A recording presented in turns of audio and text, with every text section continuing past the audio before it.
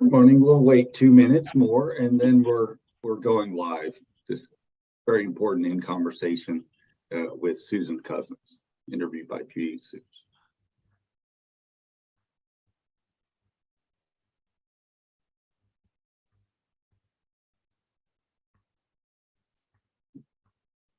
We're very happy you're here with us.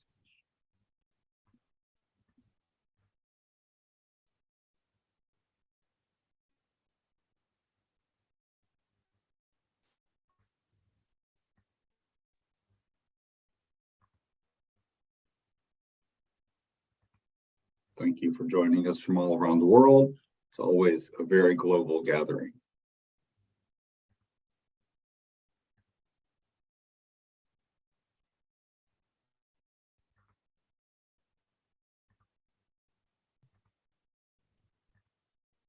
Yeah. Andrew, over to you.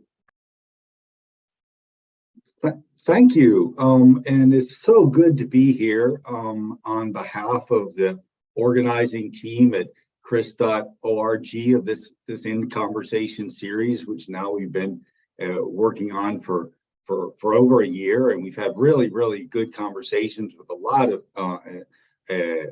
important people, and mostly, just really getting into a good conversation where people that know each other and work together for a long time talk about their history and the contributions of the different people that are in our extended community. In this case, I'd also like, on behalf of the NACLIX, the regional chapter for North America and the Caribbean region of GlobalX, we're co-organizing this. It's the first event that we're doing as a co-organization. So we'd also like to greet you all as a global gathering to talk in conversation with Susan Cozzens. And I'd just like to say something on my behalf. Susan Cozzens was a friend of my parents in Atlanta, Georgia. When she was working as a professor at Georgia Tech, and my father, Frank Cummings, said, "You really should meet Susan." And I had this in my mind, and I went for my first GlobalX meeting to Mexico City. This was a really good conference organized by a great group around Gabriela Duternit, and somehow, Susan Cozzens, hey, and she recognized me because I kind of look like my father and my names, and so we met in 2008, and we've been colleagues ever since, and we're working together in NACLIX. So it's really my privilege also to not introduce Susan Cozzens, that's Sajalo Judith Sutz, and I'd like to say, I also remember Judith was part of a contingent of people coming from the South, exploring what was going on in systems of innovation thinking around the Druid conferences. And I especially remember Judith meeting at the Nelson and Winter conference, and there were a group of Jorge Katz and Chimoli and the whole leadership now of LALIX, I think was basically there. And I think that's my first memory of meeting you. And of course, Judith's been a prominent scholar in our field, and also part of the leadership of GlobalX, has been on the In Conversation series herself, and working at the Universidad de la República in Uruguay. And I really appreciate all of your work, Judith, especially this complex relationship between how advanced knowledge and how science and technology innovation can really make a difference in taking on national problems, which we're working on. And you've been doing that so long with Rodrigo. And we worked 15 years with Judith in the Sudesca project in Central America. And it was such an important contribution that you both made to our learning, as well as the people from Aalborg. But I think that made a distinction in what we learned, because you brought in, the ideas from South also, we're part of Chris Freeman legacy. I think you brought in some of Chris Freeman's legacy into what we are talking about to complement the more Aalborg style of systems innovation. Anyways, that's my introduction, and now I'll pass the baton over to Judith. Just a couple of things about order before we do that. We'll have here until the end of the 5 minutes before the end of the hour, wherever you are in the world. And then we'll have a 5-minute break. And that's pretty precise. So please just, get up and walk around. And then come back and we'll have the second part. First, Judith interviews Susan Cozzens, and then we have the second part, which is always, another deepening and another more stories come out, where we have 3 interesting discussants that we'll present at that time.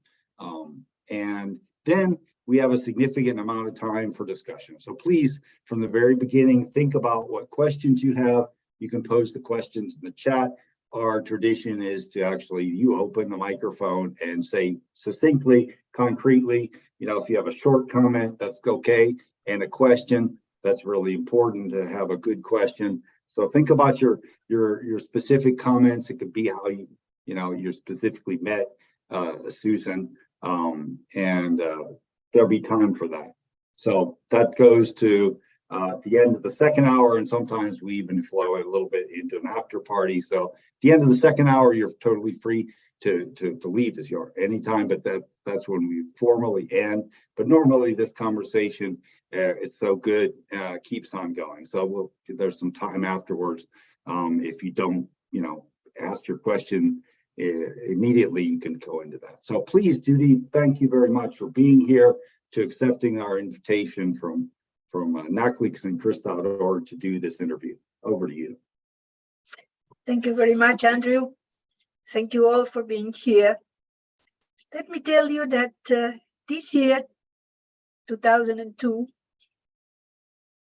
there is 25 years since we first met with Susan, 1997, of all places in Beijing. For me, the first time in China, at a meeting of the International Council of Science Policy Studies. At that time, Susan was head of the policy office of the National Science Foundation. It was a wonderful meeting, but it was a wonderful beginning of a long friendship.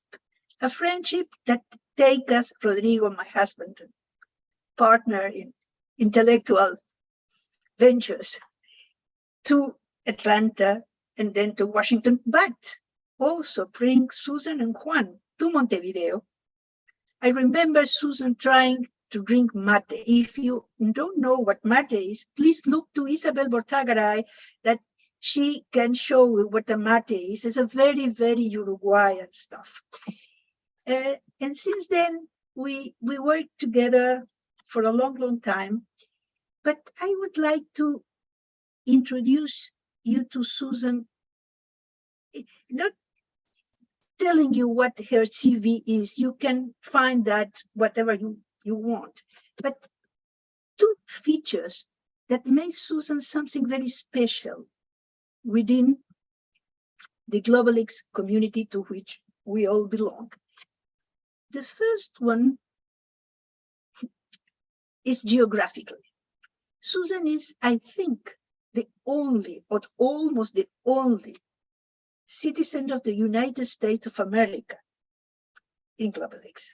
And this is very brave of her, because, well, I don't need to enter into it and why this means to be brave, but she was particularly able to bring this diversity without which GlobalX wouldn't be what it is. So this is very, very, very special. And the other one is that she's a sociologist.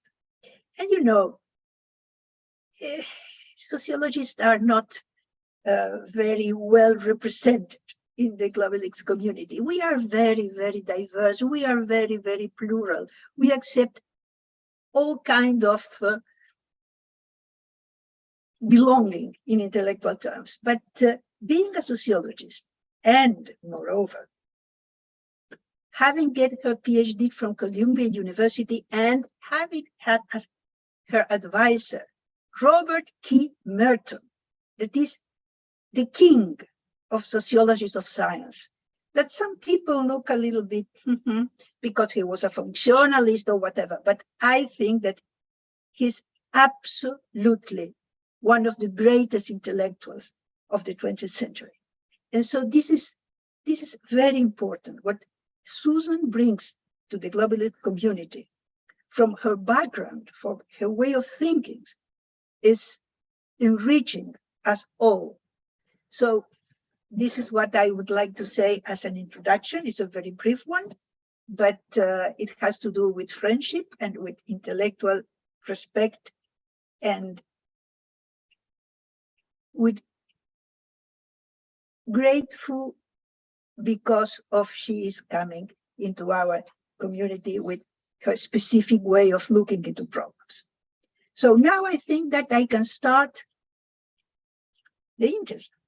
So my first question, Susan, for you has to do with a book that you co-edited in 1990 about the research system in transition. So I would like you to explain to us what kind of transition was that you thought that the research system was undertaking, and what relationship has this transition with the way globalists understood the issue of learning, innovation, and competence building. Were they related? Were they not related? Please comment. Okay, thank you. But with that very long introduction, I want to just add a couple things on that. One is that I actually came into Globalix on the advice of Dick Nelson, who is the other North American who's been involved from the very beginning. I mean, he was one of the founders of Globalix. And as I started to get interested in the developing country context, I'm going to call it that for the moment, the global South, people said, oh, you should really talk to Dick Nelson about what he's doing. And he really filled me in on Globalix. And so he was the person who brought me in. But I think at a later point, I'll tell another funny North American story about the connection with Globalix. But let me get to your actual question about that 1990 book. I guess the cover is actually being flashed up on the Chris website in relation to this session. I had come into science policy in Washington from science and technology studies, from sociology of science, and was because that was a good background for doing policy around university research. That is the area that I'd worked in quite a bit as of 1990. So I had colleagues in London in the Science Policy Support Group, Peter Healy and John Simon, and we got together to put the proposal together for a conference on the research system in transition, which was held in a beautiful, beautiful spot in Tuscany. We really meant the research system at that point. We were all very much involved with studying university research and how it was funded and partners for university researchers. So university industry relations were one of those topics in research policy at that point, but not the full-blown innovation system that we've come to work with in the Globalix community. So Simon had a set of ideas that he had about pressures on research systems, including public research institutions at that point, pressures to produce more for industry, to address international competitiveness, and to show where those institutions were actually producing public goods, not just claiming that good things always flow from basic research. So that competence was actually among the professional researchers, not broadly spread in society as the innovation system concept does. Ironically, since the book was titled The Research System in Transition, the big transition that we missed in the fall of 1989 was about to happen in Eastern Europe. The Berlin Wall would fall within a few months after this meeting. All of Eastern Europe and what then became Russia would be incorporated into our thinking in the North about systems. And we actually didn't presage any of that in the research system in transition. But I did find myself traveling to places like Czechoslovakia, which was still one country at that point, to Hungary and Romania to share that knowledge of research institutions and what they could do with society shortly after the book. But we didn't give a very good preview of that with the book. And of course, in Romania, we met again at another meeting of the International Council of Science Policy Studies that was held there. So it wasn't the same system. I still had a lot to learn and a lot of competence to build. Okay, but I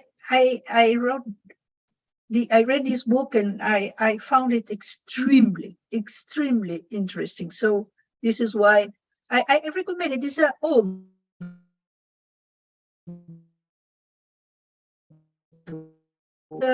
this book go further and further. Now, coming to more near the core of our worries, I would like, Susan, you to tell us, how did you get started on your research agenda on inequality? And how did you move from the US context you were so familiar with to a global perspective? Thanks for that question, as I remember very, very clearly the moment when the questions on inequality arose for me. I was serving on the Committee on Science, Engineering, and Public Policy of AAAS, that is the American Association for the Advancement of Science. We organized spring conferences on US science policy issues every year. And the previous year, there was a session called Doing Better and Feeling Worse. We had all the GDP growth we wanted in the US, but actually inequality was starting to emerge. And that was changing the kind of America that we knew and that many of us had grown up with. So the chair of the committee in one of our meetings, Ann Markison, a person who had studied regional innovation systems quite a bit, asked us, inequality in the US is rising. We're doing science, technology, and innovation policy. Is there any connection? And that started a really interesting conversation on the committee. Willie Pearson was on the committee at that point, was very engaged with the issues. The staff were really fascinated with them. And so we got a little exploratory grant, actually, as the committee, to try and come up with some answers to that question. We're doing STI policy, inequality is rising. Is there any connection? And that led to the workshop in Washington that you've already referred to, that you and Rodrigo came to. It was really early in those, it was really tough in those early days to make any sense of that question. So shortly, I had actually just been at Georgia Tech for maybe a year, maybe a couple of years at that point, and PhD students were starting to arrive. The first was Kamal Bob, who had really deep family roots in Guyana, and Isabel was one of the first students who came to me at Georgia Tech, actually as a result of that visit to Montevideo that you mentioned. So we started looking at those relationships. We really focused early on the relationships between high technology development and inequalities, including using data for the state of Georgia, where we were, on what happens when you add innovation-enabled jobs in the middle of the income distribution instead of at the top. That actually became a major theme in the talks and the lectures that I gave, including one that was very thrilling for me when I was a keynoter with Bengt Åke Lundvall, who I had not met before. And that, of course, was in Finland. We really were a global community from the very beginning. But that early work on the relationship between income distributions and technology-led development carries right into my most recent work, the analysis of what policy changes would be likely to have the largest impacts on inequality, even now, decades later. But when you start to think about inequalities, and I had to educate myself a lot on them, it very quickly becomes clear that the really big gaps are between the North and the South, particularly between rich people in the North and the many, many poor people in the South. And so it was really impossible for me to think about the issue only nationally or regionally. I really had to think globally. And then my students reinforced that perspective. Pablo Catalan joined us precisely because we were looking at inequality in the global South. Other students joined us from Brazil, from Jamaica, and I see Sonia Gatcher out there among the attendees. Hi, Sonia from Colombia, and all of those perspectives reinforced my ability, our ability to actually think in terms of global systems, not just one country at a time, and that's become a sort of keynote in the work that I've done. But now, Judith, I get to ask you a question too, because this is a conversation, right? So how did you get started working on the work that you've done on inequality and poverty and social inclusion? Well, I am Latin American. And as you all know, Latin America is the most unequal region of the world. And so being a scholar in Latin America and working in a public Latin American university immerse you naturally into the issue of inequality. But to be a little bit more precise, one of my worries was that for tens of years, the ECLAC, the Economic Commission for Latin America and the Caribbean, put innovation and technology as a way of produce a structural change from which economic growth will come, and through a trickle-down effect, social inclusion and the fight against inequality would follow. And this was simply not happening over the years. There is no trickle-down effect against inequality in Latin America, even in situations of very rapid growth. And so the question is, can we look at the issue of the relationship between science, technology, innovation, and inequality in a more direct way? Can we put the issue of social inclusion and the fight against inequality into the research agenda and into the innovation agenda? Is this possible? And the answer is yes, to some extent. At least in a micro level, we were able to do it at the university. And it was extremely difficult, even with all the political support. It was intrinsically a complicated issue, because fighting against inequality needs to know in a very profound way what the problems are. And for that, you need to talk to people. And you perhaps don't have the language to talk to people. And you have to learn, to have to build the relationship. And this is complicated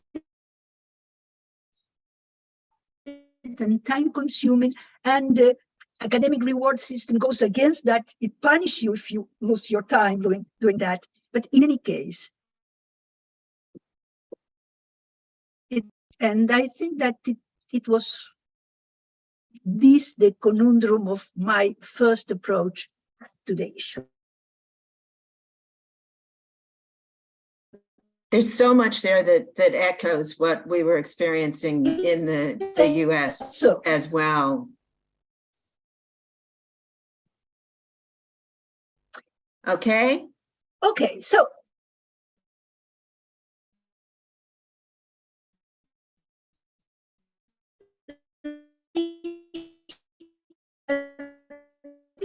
group at Georgia Tech, how this alone and the group you built was centered in Georgia Tech. So please tell us a little bit more about how this group in Georgia Tech influenced your work on inequality and how it emerged, and a little bit of a trajectory. Sure. That certainly my research group, the graduate students who worked with me, were the most profound influence on my intellectual life during this period. And more than anything else in retirement, I really miss having graduate students and those relationships. They really ended up coming to the group from all over. We had an Asian contingent, Thailand, India, China, lots of countries to the south of US, Brazil, Uruguay, Chile, Colombia, Peru, Jamaica that I've already mentioned, and then eventually Duran from Benin to create an African connection for us that was very, very welcome. And even the US students who joined the group all had some kind of international roots or experience. I've mentioned Kamal's family connection to Guyana, and he did a dissertation on the sugar industry in the Caribbean. Tama Monroe White wanted to do a dissertation comparing Ghana and Colombia, places where she had language skills and experience, and then Thomas with his work in Burkina Faso even before he came to us. And mostly they did dissertations on non-US topics as well, although not all of them were on inequality issues. Some of them came with their own resources like Thomas, but many were drawn into the work through grants that we had from the National Science Foundation. And what was particularly fun, in addition to the fact that many of them brought those direct connections with low-income families and households that you referred to, Judith, and that's so helpful in your work, they also brought really a diversity of perspectives on some of the fundamental questions we were engaging. I found out really early as I was talking about this work on science, technology, and innovation policy and inequality that I needed to provide my readers with some options about ethical frameworks to use to think about the issues. Otherwise, people were kind of flailing around and saying, well, why should I care about this issue? What should I care about this issue? So I started giving sort of a baby version, particularly of utilitarian distributional ethics, which is what's dominant in STI policy in virtually all the contexts that it operates in, versus contract distributional ethics, which say very clearly that it's not a just distribution unless the people who benefit least from the current system actually get something out of that distribution. And there's upsides and downsides of both of those. And we had the debate among the students. So Gonzalo Ordonez from Colombia, I remember clearly at one point he declared very passionately, I would put up with any level of inequality if I could get rid of this poverty. And at this point, having turned more recently to actually looking at poverty in the US, where it comes from, and living in an area that's really known for inequality, I tend to agree with him more now than I did earlier. But it's just very hard to picture a world in which inequality gets deeper and deeper, even if people at the bottom of the income distribution are doing better. So Judith, help me out with this. I wasn't involved in GlobalX when we first got started in this. What was happening in the GlobalX community in kind of the late 90s as it formed? Were people paying attention to inequality issues? Who was doing that, and in what ways was that happening? Well, let me go back a little bit in time, because GlobalX started formally in Rio de Janeiro, 2003. Before that, here in Latin America, particularly our Brazilian friends, were working on issues about, let's say, globalization and local innovation. And they were very generous, and they make a huge network of Latin American people. Rodrigo and I belong to it. And I remember in 2000, before GlobalX, that Rodrigo presented a paper on inequality, technology, and innovation as seen from the south of Latin America. That ended up in 2003, and in a paper it was called Inequality and Innovation as Seen from the South, because the relationship between inequality and innovation is also very much situated. And then in Global China in 2004, Rodrigo presented a paper called Inequality Innovation Systems and Development Strategies. So I am not saying that we were the only ones, but I say I recall what I remember. But I think that very early, even if I wouldn't say that the mindset of Global was at that early times very much focused on inequality. People that belong to Global were pushing the issue of inequality in. And then to Beijing came South Africa. You were there. I remember meeting people interested in the inequality issue under a very, very nice tree out of the university, in the university campus. And then slowly, more and more people came in with the issue. And you can see that reflected in the themes of the conference. And I just remember the theme of the Cuban conference in 2015, innovation to reduce poverty and inequalities for inclusive and sustainable development. So little by little, the issue of inequality, the issue of social inclusion came to the center of one of the center, because Global doesn't have a center. Let's recognize that, and it's a very good thing of Global not having a center, having a lot of points of interest under a general umbrella. So I think that over time, thanks to some efforts, thanks to the natural direction of some Global people, and unfortunately, because of the terrible issue of the growing inequality all over the world during the years, I can say that today, I think that you would agree with me, and as all of us, that inequality is one of the issues that Global is involved with. I think so. And it took time, as always. And yeah, let me just pause there for a minute. One of those papers that you were talking about with Rodrigo was at the Triple Helix conference in Rio, which was actually Kamau and I both came to that. And that is one of those early times that I remember working with you, with the two of you, on trying to get the issues formulated in ways that people knew what to do.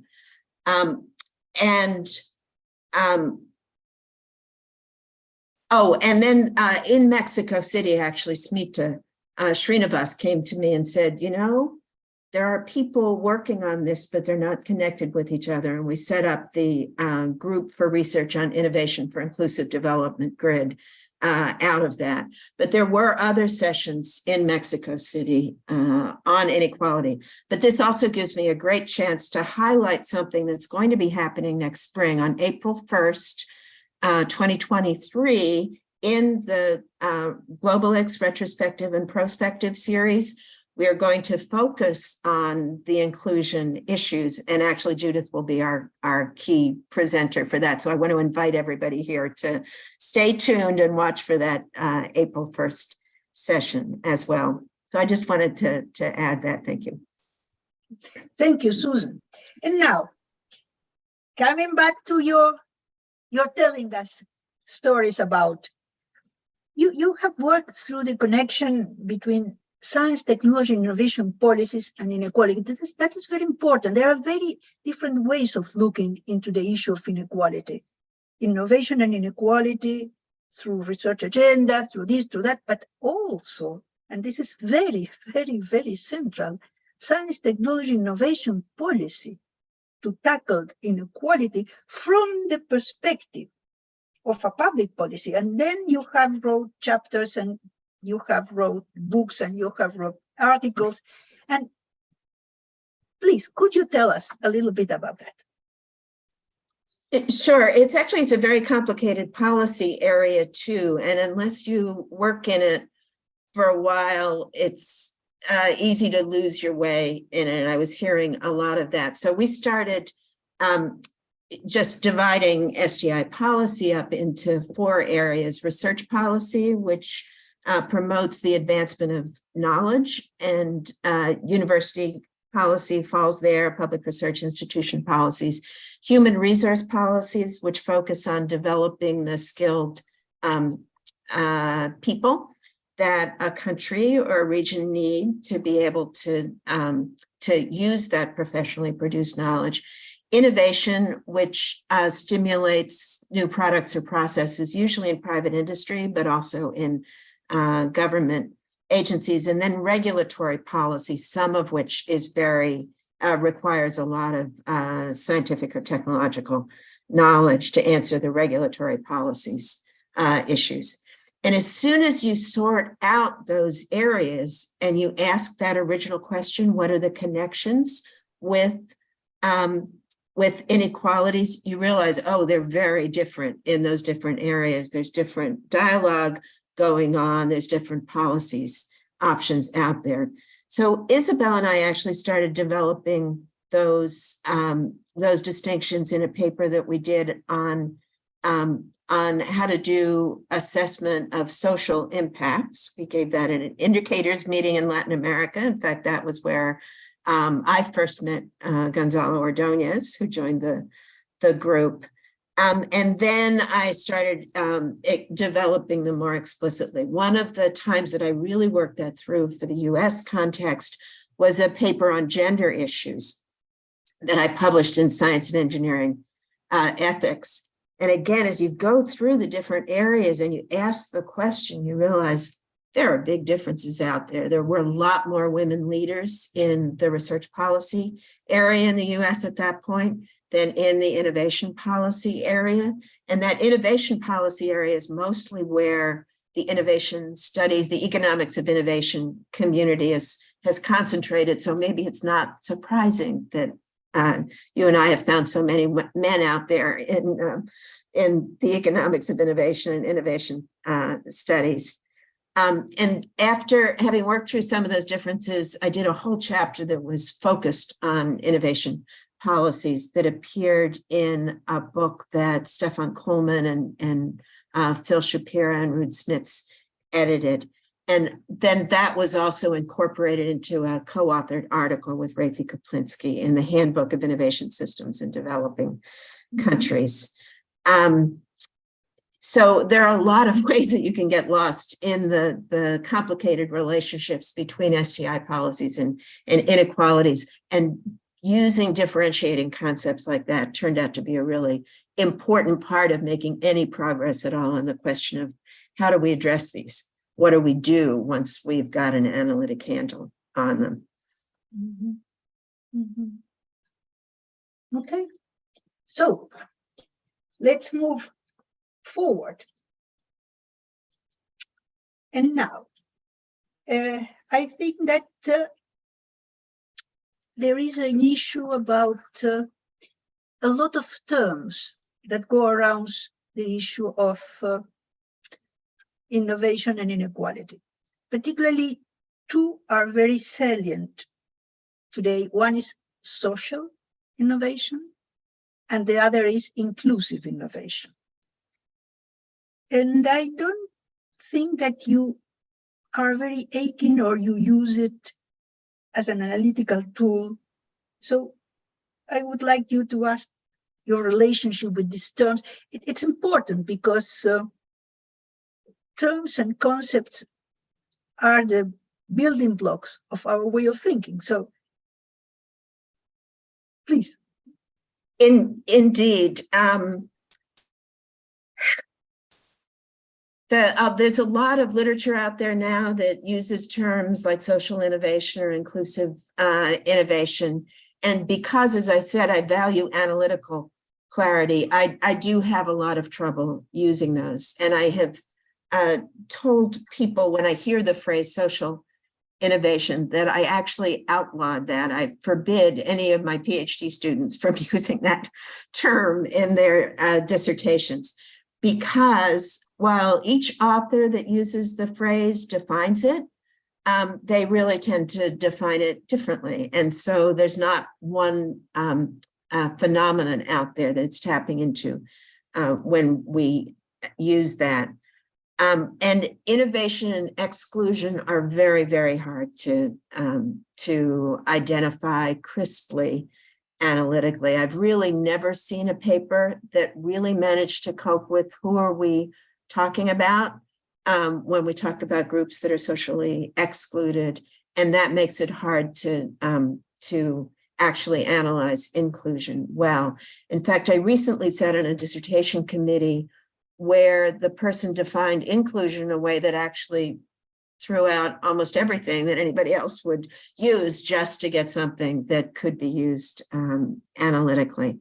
So we try to unpack the terms more and have come up with a couple of dimensions of variation in the relationships between STI policies and inequalities that have worked better for us for actually developing options for action.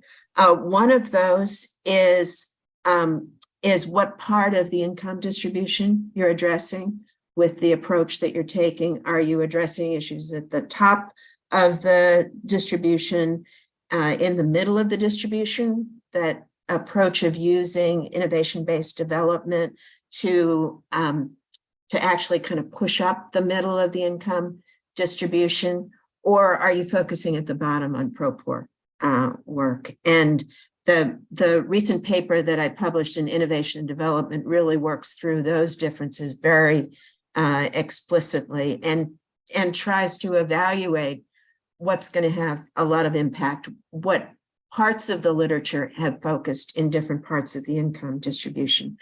But the other thing that we found very early was we needed to distinguish, to pick up Francis Stewart's concept of horizontal and vertical inequalities. The vertical inequality dimension is basically rich-poor, and the horizontal dimension is the gaps that come up between culturally defined groups when one is advantaged and another is not advantaged. The easiest example of the horizontal groups is always gender, although gender means something different in different cultures. And depending on where you are, those gaps come up in different, among different groups of people. It could be between people of different religions or tribal identities. So both of those, where are you addressing your efforts in the income distribution? And then are you including horizontal inequalities? Are you focusing on horizontal inequalities? Those are things that are really important to remember. Okay. So while we're on that theme, it was really wonderful for me, Judith, to co-author a paper with you on innovation in the informal sector, which clearly focuses at that lower end of the income distribution. Where did that work fit into what you were doing at that time? Well, I am not an expert at all on issues of sector. The informal sector is hugely important. We know that in Latin America is around 40% of the whole economy. I think in Africa is even more. So, and it has a specific anthropological, sociological, political, economical status. But when we go into the issue of innovation characterized not as Schumpeter did, but as Nelson and Winter said, as problem-solving activity, innovation as a problem-solving activity, then what we can see is that what people do to solve problems in informal setting that is so genius is absolutely invisibilized, forgotten, pushing to oblivion from a theoretical point of view, from people of innovation studies. And so fighting against this kind of not taking into account the way people solve problems in situated situation, I think that make us look very carefully on that. And this is very important. The honeybee network Anil Gupta did in India is absolutely fabulous because it gives technical citizenry to people that deserve it and didn't have it. So this, and we can learn a lot. We can learn a lot about that, and we can learn a lot about the possibilities of blending two worlds that seems to be so apart, the formal and the informal, in the economy, but in knowledge production and in way of solving problems that after all is what is really innovation about. So I think that this was the way, a little bit from the side, that I get involved in the issue of informal setting. And I think that I would like to make also a little comment about the terminology. Social innovation and inclusive innovation. Social innovation, I read a lot about, and every paper on social innovation acknowledged that nobody knows what it is. But people are using it, and people are making handbook on it, and as it has a very important feature. It came into policy. Science, technology, innovation policy is introducing the concept of social innovation in a way or another in many places. So we need to deal with that. And I would say that I don't use it, but I recognize one feature that's important. For social innovation to be social, people need to be involved in the innovation that they will use afterwards. So the idea of being involved in is a feature that every definition of social innovation includes. It has its problems, but it is interesting, and so I put it. It's complicated. Okay. because if you are talking about advanced knowledge and not throwing advanced knowledge away because people are not able to interact with it, it seems to be a complicated issue in policy terms.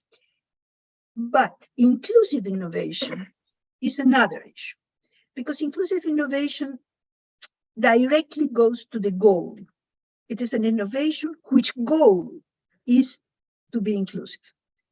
And in this sense, I think it is more easy to characterize, to define, and to show a frontier between this kind of innovation and another one.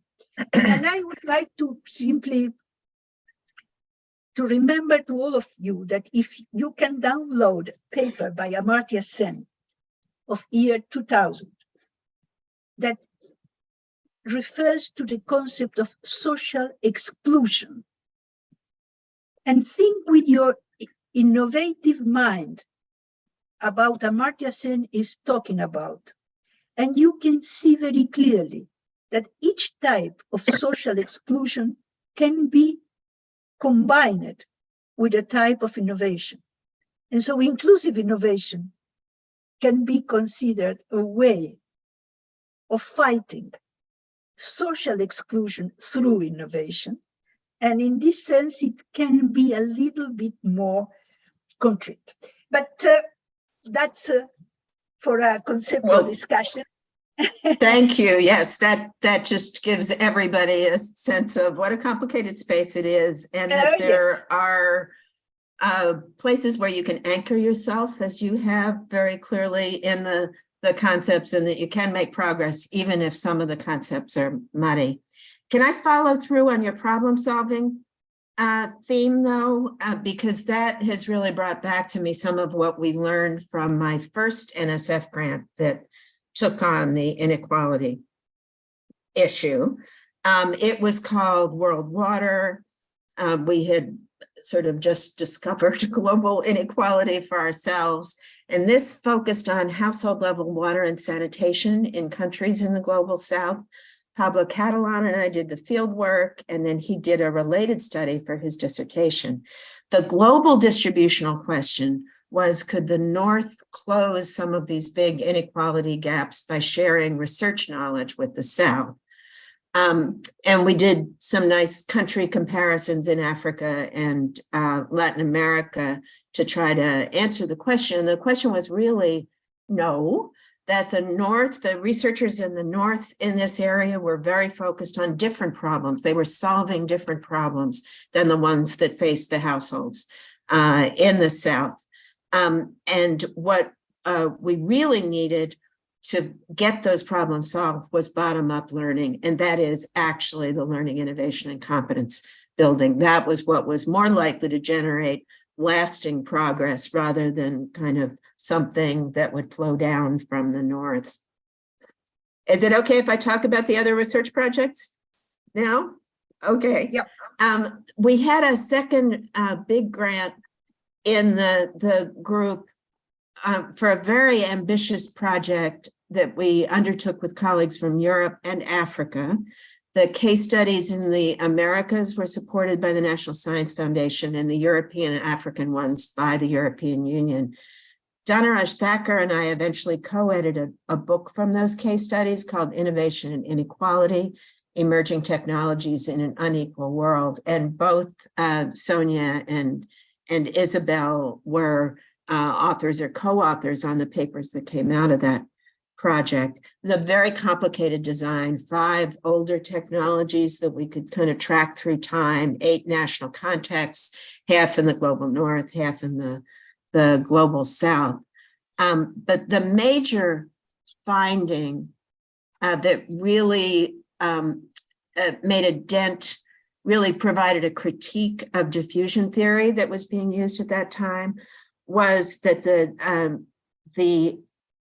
way the developments came about was much less influential than how they were taken up and used in a variety of conditions that were put into place by non-science, technology, and innovation policies, like the presence of even small numbers of highly trained people and the introduction of competition rather than national champions. If you want to get more on that, please read the book, which was published by Elgar. Because of that work, we were also drawn into the second phase of the Center for Nanotechnology and Society at Arizona State. And I see Jamie Wetmore was out there for a while. Hi, Jamie, and thank you for that invitation for us to come and participate in that fascinating, complicated, and multifaceted exploration. The lessons that we learned in our work there had some similarities to the ones in the water project, because of the huge attention in the North to national economic competitiveness. The Northern researchers weren't contributing much to the use of nanotechnology to address basic needs in the South, even though that was part of the rhetoric of support for the area. But the case study that we did in South Africa gave us a really close-up look at the tensions that arise between goals in a country that has some of the capabilities to compete with the North and all of the human development challenges of the South. So Matthew Harsh, who was part of that team, has written up those findings, framed in terms of Richard Heeks's Ladder of Inclusion. It's an article in Science and Public Policy, and I recommend that to you as well.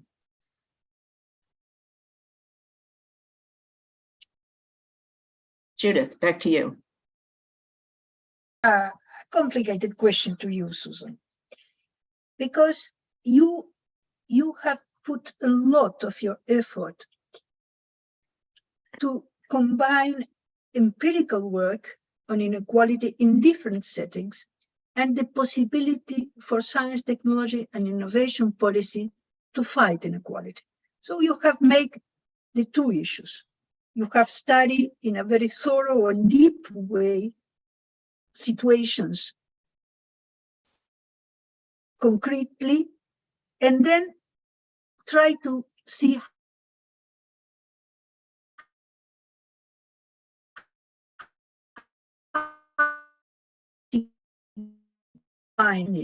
what do you think is going to be the outcome of such policies? Are you optimist? Are you pessimist? You don't know. Please let us know what you think about, because this is a very, very key issue. We are all involved in that. So please let us share with us your thoughts. We are indeed, but I hope you'll be ready for me to throw this question back to you when I'm finished. Oh, no, I don't accept that. Okay, because it's such a tough question. Because there's a lot of different kinds of optimism. And I want to think about the optimism. Can I get to optimism? Can we get to optimism rather than focusing on the pessimistic side? But there's a kind of empirical approach to that question on one hand, and on the other hand, it's something that comes from what we believe about human beings and what they're capable of. So empirically, that's the nice analytic stuff that we do and we present papers on and gets published. So I do see the best hope for a big influence for STI policies to reduce inequalities in those policies that I indicated in the recent Innovation and Development article. They tailor innovation initiatives to the capabilities of local economies in ways that grow the middle of the income distribution. And that then creates something that I call trickle down from the middle. You mentioned early that trickle down from the top wasn't working at all in Latin America. It hasn't worked. It's not working in the global north either. But trickle down from the middle is when you give people with kind of middle range skills better jobs. They have more income. They tend to spend that on the sorts of things that people at the very low end of the income distribution do. And so it's a lot more productive in a lot of ways. It closes some of the power gaps as well. I was really delighted to learn in our NACLIC series, actually, that Danny Bresnitz from Toronto has recently published, his latest book is case studies that actually do this. And he lays out the details very well. He makes the case for the approach more concretely than I've done in a kind of abstract and theoretical way in what I'm doing. But the other empirical reality is that we're not living in a world in which we can extrapolate in a straight line into the future from where we were in particular. I'm going to pick on January 2020. Before we knew that COVID was out there. The COVID and the economic disruption, the health disruption that it's caused have changed things. We're pretty sure it's permanently, but we don't know how it's changed things. The energy crisis brought on by the war in Ukraine has also precipitated, it seems likely, really long-term changes in energy markets, again, possibly in a positive direction, but we really don't know yet how those things are going to shake out. And then climate change is looming over all of it. We're almost just so much in the current situation to distract us from that, but the things that are actually happening in all our environments are bringing it home. And that is clearly going to bring on enormous dislocations much faster than any of these innovation policies, unfortunately, are likely to either succeed or fail. So we've really learned, our center at Georgia Tech has a long tradition in technology assessment. And what you learned from the technology assessment people is don't make predictions. You don't have any crystal balls, work out different scenarios of how things could move forward, and then decide on how you want to act in the present, depending on what's in scenarios. But it's even hard to construct scenarios right now, so I'm not going to make any predictions. At the same time, I really have great hope and faith in humanity, in that problem-solving capability and resilience that you've talked about, Judith. there are more of us, I'm sure, who want to take care of everyone and who want to take care of the land and the environment. There are more of us that want to do that work than the ones who just don't care. I've been reading, I do a lot of fiction reading, and I've been reading dystopias for some reason recently. Margaret Atwood's trilogy, the Mad Adam trilogy, in which the flood, like Noah's flood, comes, but it's not water, it's different. Marge Piercy's book, Woman on the Edge of Time, Octavia Butler's Parable of the Sower. In each one of those books, humans emerge from the collapse of civilization, making different choices for how they organize themselves. We do have a lot of choices out there. So I don't know really whether those are scenarios of optimists or pessimists, but I have faith that my grandchildren and your grandchildren, Judith, will work hard to create a world that we can actually all live in. So are you going to take my bait and say whether you're an optimist or a pessimist? Well, in any case, having faith is so important. Not a faith, just a fatalistic faith, but a proactive faith, because obviously this is what we are talking about. So thank you so much, Susan. I think that I talking in the name of all of us, listening to you. And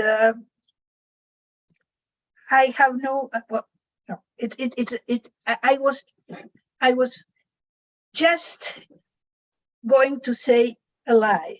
I was going to say that I have no more questions, which is obviously a lie. I have an enormous amount of more questions, but the time I think it's almost over. So I think it's best to give the floor again to Andrew and give the opportunity of all of you to, in the following hour, have the opportunity to squeeze Susan thinking, so we can all profit from that.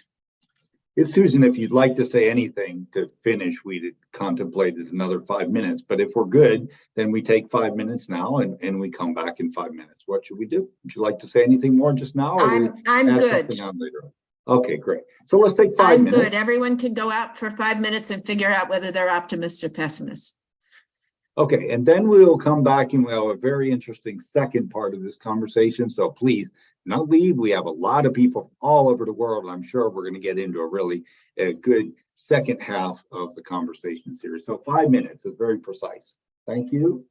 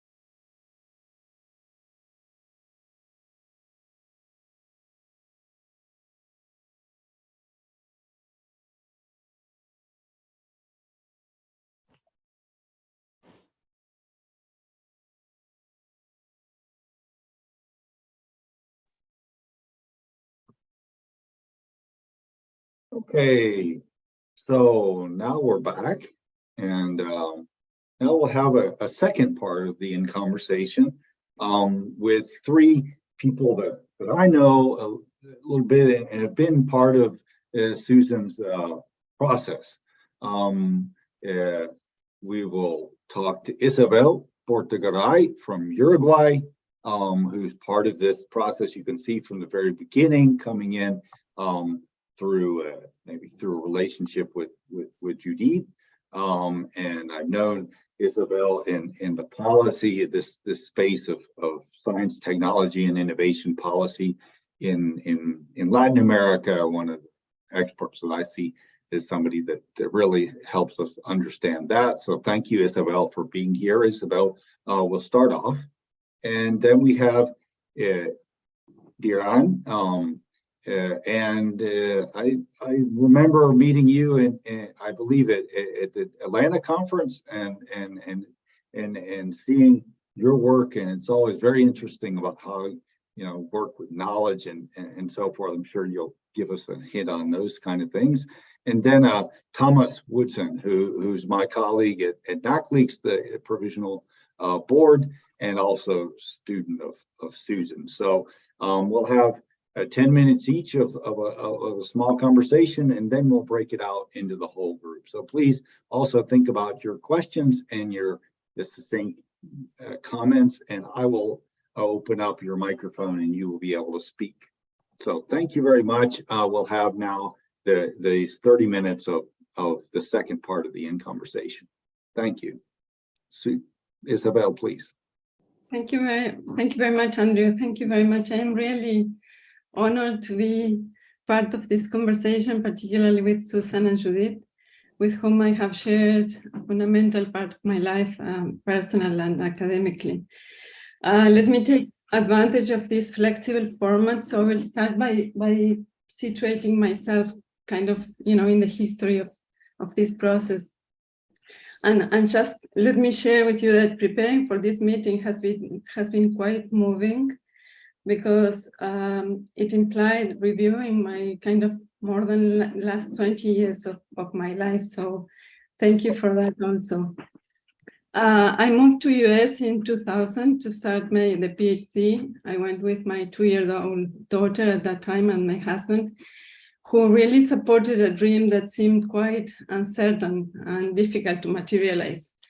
But Susan was an anchor in that process, helping me to transit those challenging PhD years. I remember with great joy my first GRA assignment working with Susan, and it was interesting because it was also involved Judith. It was co-organizing with Kamau an international workshop on research assessment, What's Next, that was in 2001 in Virginia as part of an NSF project. And it was very delightful to share that, first kind of work with both Susan and Judith, which I was working with Judith before going to US. So it was a very special moment. And in terms of some academic highlights, I would like to kind of share with you from Susan's work that I found it very inspiring is first the research focus, the what of her research agenda, and bringing in issues like research evaluation and its implication at different levels, or the relationship between technology and quality of life, a concept that she strongly worked on, and I find it very important. And then also the relationship between technology and inequality that was talked before, so I won't extend on that. But the not only the relationships, but tracing kind of the pathways between these dimensions of social life and social change, I find it very important.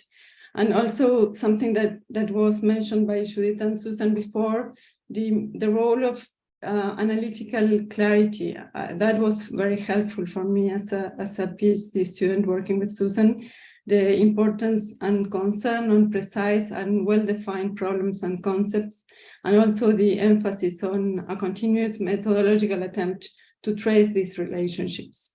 In terms of the how, the approach that that we were working, I find it very important. The use of methodological sound approaches with an emphasis on empirical evidence. I would like to highlight that it was also mentioned before, the role of empirical evidence and looking at for the empirical evidence that would kind of clarify these relationships. And also, I would like to highlight the role of Susan as a team builder. She really brought together people with very different backgrounds and perspectives in a very nice and cohesive environment. Institutional building was also part of Susan's work that I kind of learned and benefited from.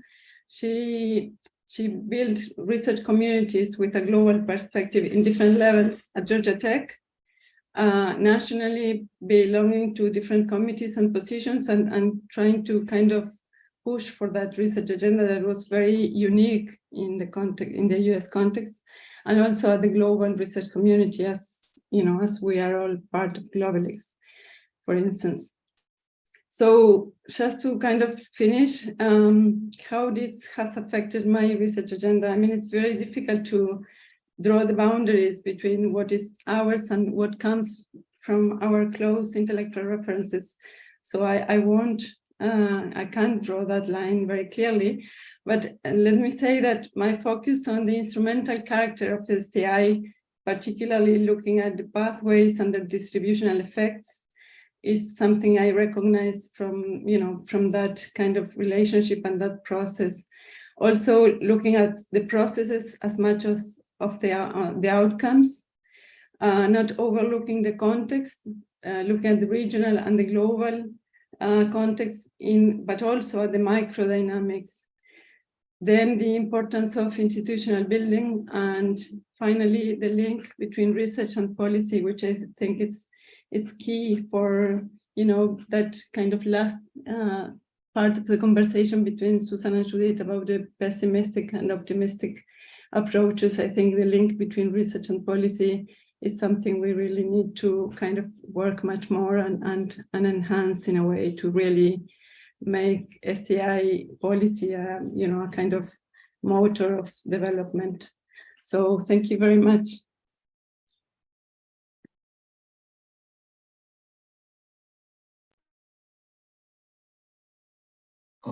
I don't know if Susan, I think you want to say something there, or we go straight to Diran. Thank you, Isabel.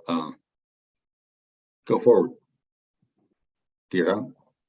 All right, thank you, Andrew, and greetings to everyone. I'm currently in Benin, even though I teach and work in South Africa. So I did my post-secondary studies in the US, and I'd actually gone to Georgia Tech for a previous degree, but I had no idea that there was such a field as science policy or science technology innovation policy. And I went to work in an engineering firm, and I started getting a sense just from the world of practice that the work that scientists and engineers do is not restricted to the shop floor. To the lab or to that it's thought about, is intentional. People have planned this 20 years in advance. People fund it. People determine its directionality. And you can get a better sense of it if you hang around industry for 20 years or so, or you can go study it. And when I found out that Georgia Tech gave an opportunity to study it, I went for the open house and I met with Susan, and I was still fairly early career, so I could. So it was too early to leave if I wanted, you know, a conventional engineering career, but it would be too late if I wanted to do something else in a way. So she helped me work through my own ambivalences about whether this is what I needed to do, because it implied a career change. And I appreciated that a lot. And when I got admitted, my original interests were in energy policy, and she allowed me to join a group that worked on energy and climate change. But I realized very quickly that energy and climate change are necessarily intersectional fields, just like STI policy. And you can emphasize energy economics, which was sort of dominant, or you can look at the links between energy and innovation. And I said to myself, well, in Africa, where we talk about energy access, nobody asks where the generators come from, where the inverters come from, where the transmission lines come from. It's assumed that energy technologies fall from the sky. In so many words. And I said, well, someone has to think about it. Even if you can't invent the original technology, can you intervene technologically? And I thought that energy policy would benefit from innovation perspectives. And so I pivoted back and joined TPAC. And so that was sort of the beginning of my work. In an intellectual community that was global South oriented. That was also important. As much as I enjoyed learning from global North and US specifically priorities and perspectives, I felt that I would one day end up in Africa. And so I should prepare for that return intellectually. And Georgia Tech really afforded me that platform. And I'm still thankful for that. So in terms of the research agendas, I think very quickly when I started working with Susan, she was doing the emerging technologies research, and we had a project on biofuels because that was hot in the late 2000s. And so I was interested in that from an inclusive and distributional perspective. And later on, we got into the nanotechnology project that Thomas was also involved in. And that the concern there was not how to push the frontiers of science even further. It was how to say, well, what do we get out of it in the first instance from an economic perspective? And then more importantly, who gets what and who could get what, especially since there are needs. And that sensitized me very early to the fact that we cannot give up the power of knowledge to transform human lives and societies, but we need to direct them better. And I feel like the innovation studies community has these two almost parallel paths. If you're doing inclusive innovation, informality, you downplay or shun the potential of science because that's elitist, it's bourgeois, it's exclusive, almost by definition. And if you're interested in the economics of catch-up or just innovation for economic catch-up, then says, well, if you fall too far behind, you'll never catch up and everyone will be poor and so on. And the sort of parallel tracks. And Susan was one of the very first people, even before I had this terminology at hand, that said, no, it's possible to do both, but let's develop a research agenda around it, articulating under what conditions, what are the terms of engagement, and how could we actually do this better? And that attracted me profoundly, and it's always been in the back of my mind. So that was sort of the first research agenda that I was involved in, and that continues to inform my work. The other part was the introduction to Globalics, again by Susan, and in which we read in class Judith Sutz work, usually with Rodrigo Arocena. And that was also very interesting because she brought forth what do innovation systems mean in the global North, what do they mean in the global South, in a comparative perspective. In the North, it's sort of backward looking, it's exposed, it's about improving on what has already been done, what we know, successful experiences. Whereas in the global South, it's ex ante, it's forward looking. It's also normative. What do we want, as opposed to optimizing what we've already done. And I thought that was very, very interesting and profound. And that allowed me to locate myself very early on as a global South-based scholar, but obviously open to interaction and dialogue. And so where I am now is sort of combining these two, there are many research agendas, but these two perspectives and saying, well, what I find somewhat missing, but flagged very strictly by these two important scholars in our field are that, well, historical factors, social factors, cultural factors, linguistic factors are all very important. And that's what we call the broader perspective of innovation systems, the LICS. And I said, well, there's some detail that needs to come into that. And that can only come from an emic perspective, an insider's perspective. Are you a member of that culture? Can you, do you understand that language? Do you have reference points? But there are also intellectual traditions from the global South, maybe pre-industrial revolution or contemporaneous with the industrial revolution, that are sort of missing in our what's emerging as a mature community. And I feel that it's important to elevate those in what we're trying to, with colleagues, call endogenous innovation. That's contemporary, but draws on insights, concepts, practices from the more recent past as well as the more ancient past, but that's simultaneously forward-looking. And it's informed by socioeconomic, inclusive socioeconomic imperatives. But those imperatives, in some instances, need to be done faster. So if you look at the data on, let's say, West African water access, you say, well, for the last 30 years, we've gone from 10% access to clean water to 30% access to clean water, and yet the SDGs say that by 2030, everyone should have universal access to clean drinking water, and we're going to miss that target. So there is an element of urgency that needs to come in there. We need to do things a little bit faster or a lot faster in certain instances.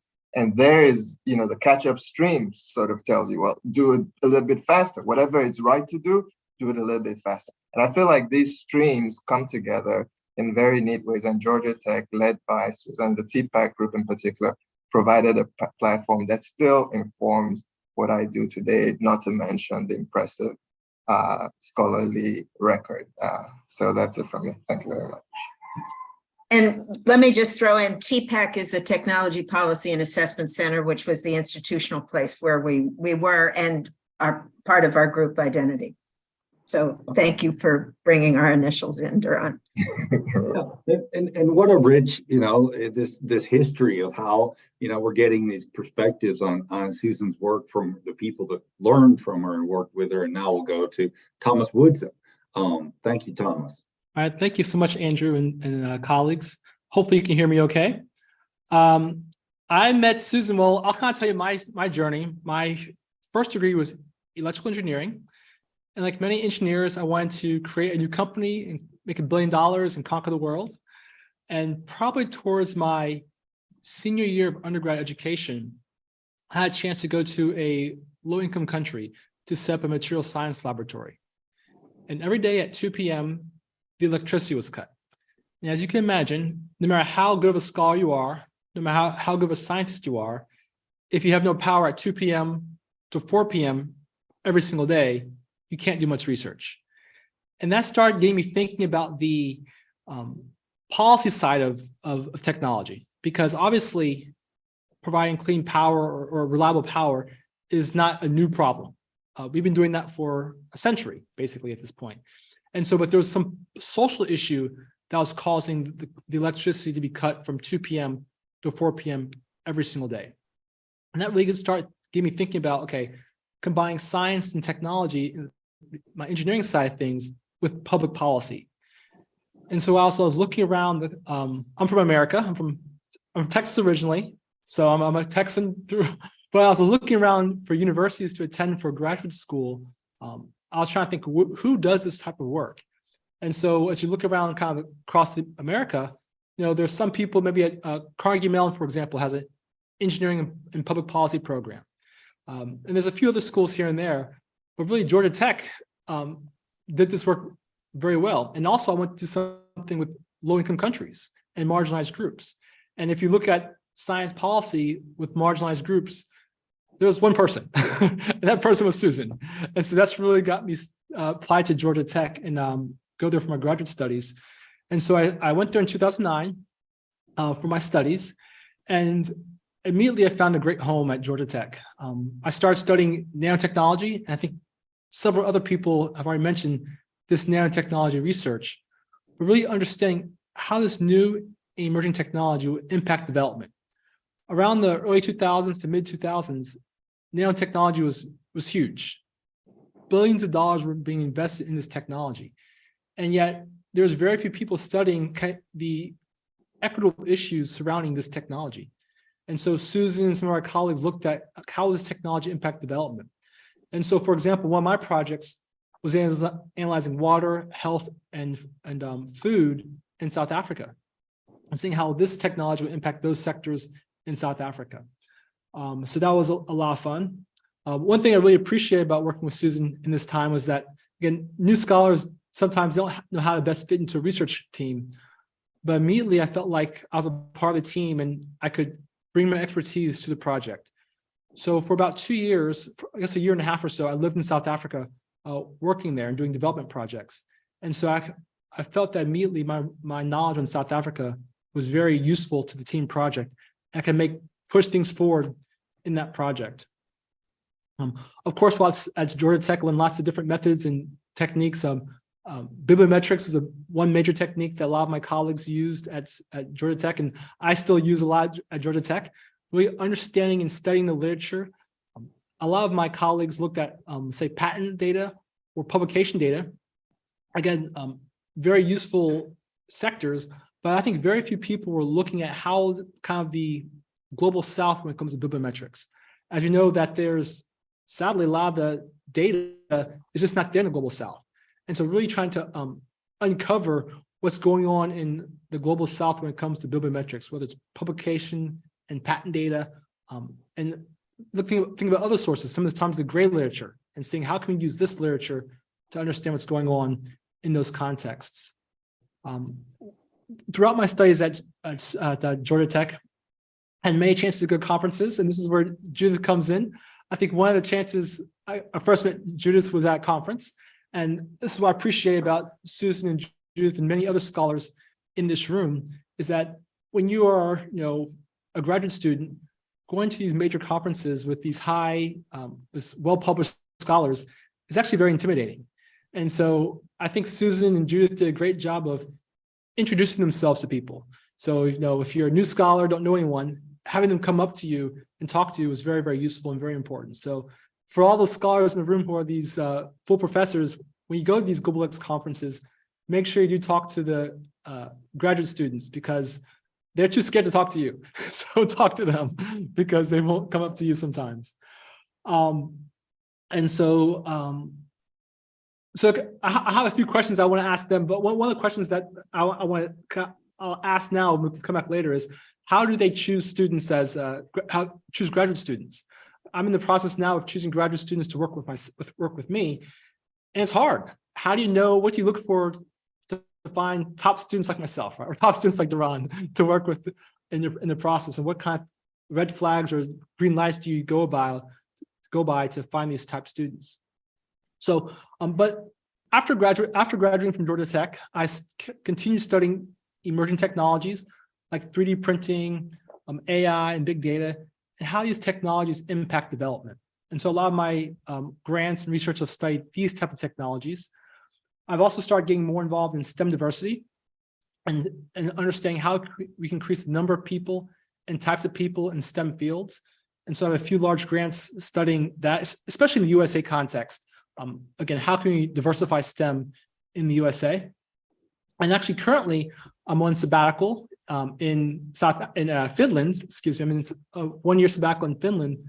I'm trying to study the broader impacts of research. And so, whenever a research funder, let's say the National Science Foundation, is funding science, you have to talk about the broader impacts of the research. And so, I'm trying to classify and understand what types of broader impacts are being done in research. Are these broader impacts mostly geared towards advantaged communities, let's say the wealthy, or is the research being geared towards marginalized communities? And you can start kind of understanding and classifying the different research portfolios of organizations. So I know at the bottom of the hour is our stopping point. So another question I want to pose to the group is, maybe Judith and Susan can talk about the impacts of the research.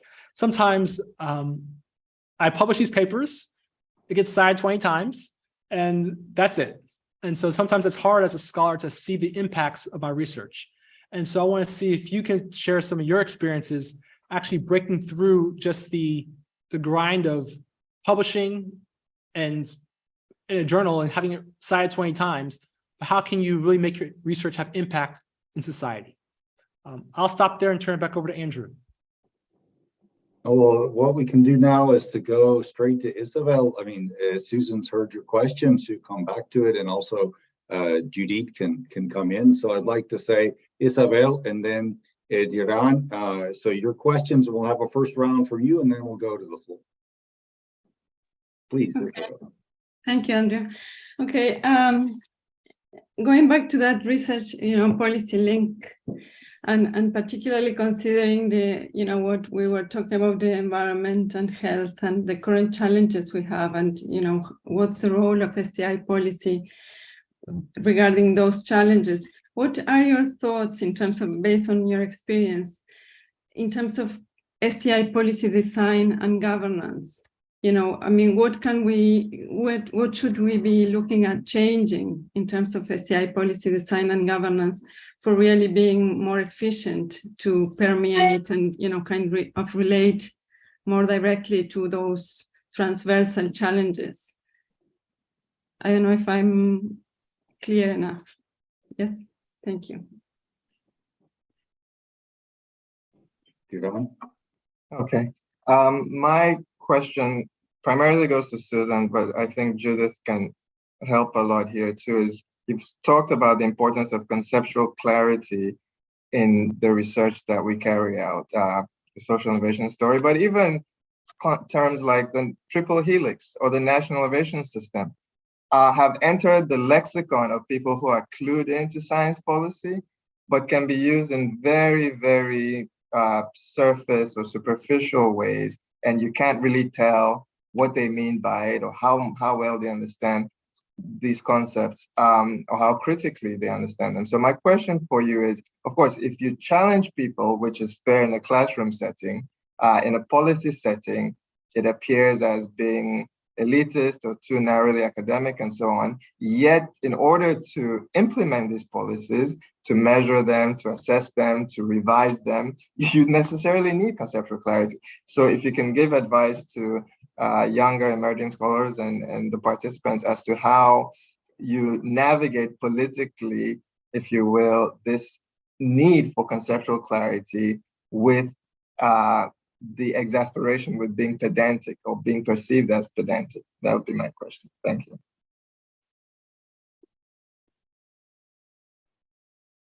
Yeah, and then my question just goes back to how do you have impact? I think kind of Isabel's question as well. As scholars, how do we have impact with our research? Because we're so focused on the publications of things, which is obviously important, but sometimes I can get lost in having the greater good. How do we make sure we have the greater good? Thank you.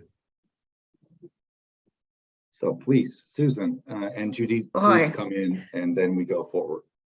Well, I can take the easy question first, which is on graduate students, which is they find you, you don't find them. And thank you all for finding our group at Georgia Tech. I'm glad it was a really good environment for you. We have actually somebody participating who came and was a postdoc with us for a while, Shirshin Chen, and we did have people visiting from a lot of places too, but stimulating set of questions. So Thomas, if it's not a matter of your finding the students, they will have to find you, and that's actually where the publications help, because that is a way of your letting the world know what you're doing. But getting onto the really fundamental questions that are true for all of innovation studies, but maybe particularly this area of how do we actually do our research and communicate our research in a way that it has impact. And this is something that Judith may be able to speak to even more than I could. I would say that talking to policymakers was actually a weakness of our research group at Georgia Tech, and that is in no small measure because we were located in the global north. So our kind of immediate policymakers to talk to were the folks from the global north who were really focused on the competitiveness agenda and didn't have the deep sense of what the issues are that are facing excluded groups in the global south. So that I'm not going to use that as an excuse. I'll just take that as accountability that we would have needed, and we did some of this to be heard in international policy making circles. And the Resist project actually gave us the best opportunity of doing that. That was all reported out to European policymakers. But even in South Africa, I mean, somebody pointed out to me, oh, well, you're presenting these results out of your work in South Africa. It was probably the nanotechnology work. Have you talked to South African policymakers about that? And I thought, oh, no, actually, I've served on a zillion evaluation panels for South African research institutions. The perspective has come in, but we didn't do a presentation specifically for the South African policymakers.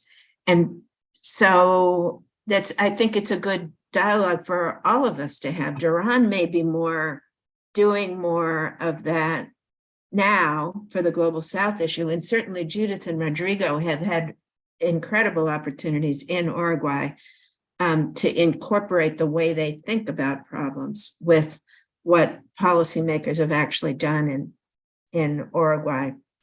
And it relates to the conceptual clarity question, but maybe we could get a little more on what examples of success do we have in bringing innovation for inclusive development issues into policy circles anywhere that we've been. Judith, could you say a few words about your experience in Uruguay? You need to unmute. Yeah, I would prefer other people to come in because, well, I can say something, yes. But I was puzzled by the questions about the issue of in a sense it is the same question about having impact from publication, having impact in policy making, and having clarity in conceptual issues. It all comes together. The issue of policy and influencing policy making is a very tricky one, and it depends on ideology and on a lot of things. And I would like to put this aside. I was able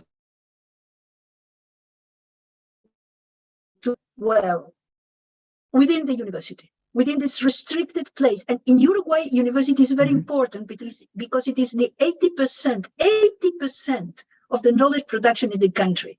But it's a very special situation. But the issue of clarity and impact, it goes hand in hand. I would say, to answer the question, that you need to have impact, you need to be very honest, very, very honest. You need to show people that you have doubts, that you have suggestions, reasonable and reasoned suggestions.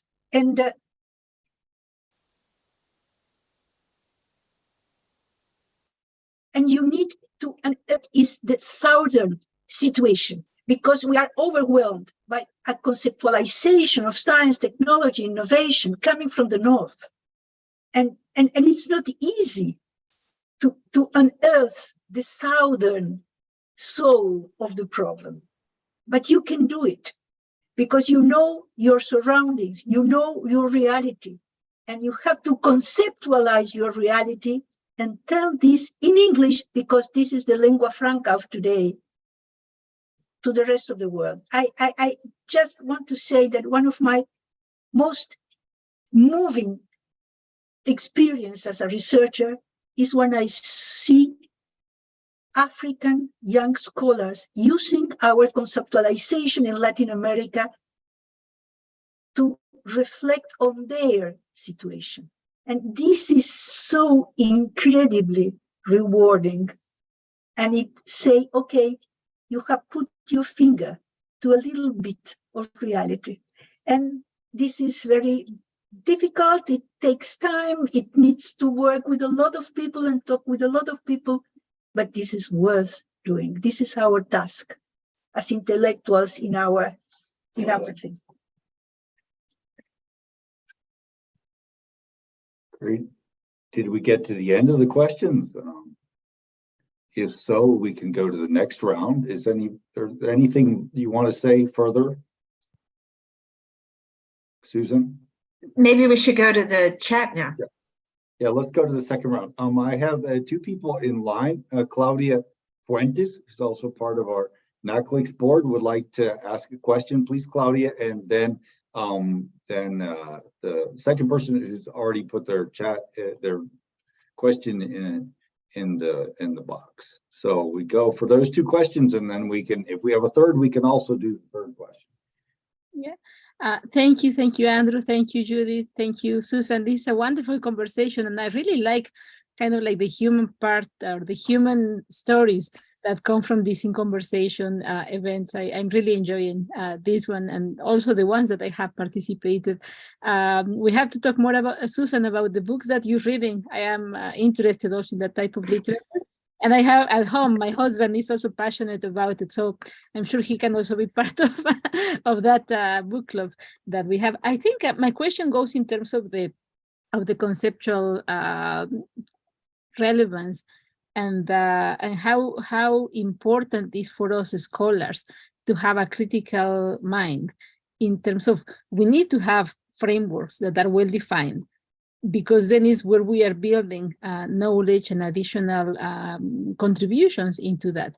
So to me, I think it's very important to also have open conversations with other scholars that work not necessarily, well, of course, also on social innovation, because to me, as you have well mentioned, it's not really defined, right? It's defined in many different ways, but I think there's also other frameworks that are better defined that perhaps makes sense for us scholars in the global leagues, in the regional leagues, to engage more in conversations with these groups, such as responsible innovation.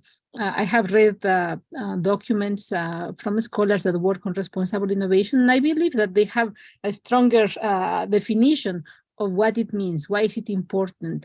Also, they talk a lot about governance process in these frameworks. So I wonder how relevant would it be, or if anyone in Global Leagues or any other group that work on these themes would be interested in having a conversation with us. Perhaps that would be another opportunity to have for one of these seminars or webinars that we can have. So that's more than a question. I think it's a comment, and I just put it there. Okay, I'd like to have the second question. She seen, please. And if anybody else, we can have 3 questions, and then we can go forward with the conversation. Hi, Shushin. Yeah. Thank you for this wonderful event. And in fact, that my team recently trying to write a research proposal about inclusive innovation. So first of all, when we try to search for the literature, and if we use the specific term, inclusive innovation, then we realize that Thomas Wilson was his publication amount is the #1 around the world. And yeah, well, but 6 papers in the ISI Web of Science. I think the reason is that the other groups around the world, maybe they don't use inclusive innovation as the keywords. For example, like Professor Judith Sutz, in the first session of this conversation, she mentioned about the social inclusion or social exclusion. So in practical, I would like to know that what kind of the search term that we can use to trace this literature. But for more generalized, that in the research world, other than the specific term inclusive innovation, then when we are trying to study more about this topic, this research area, then what's the other sub-theme that maybe we can follow? That's the first question about this.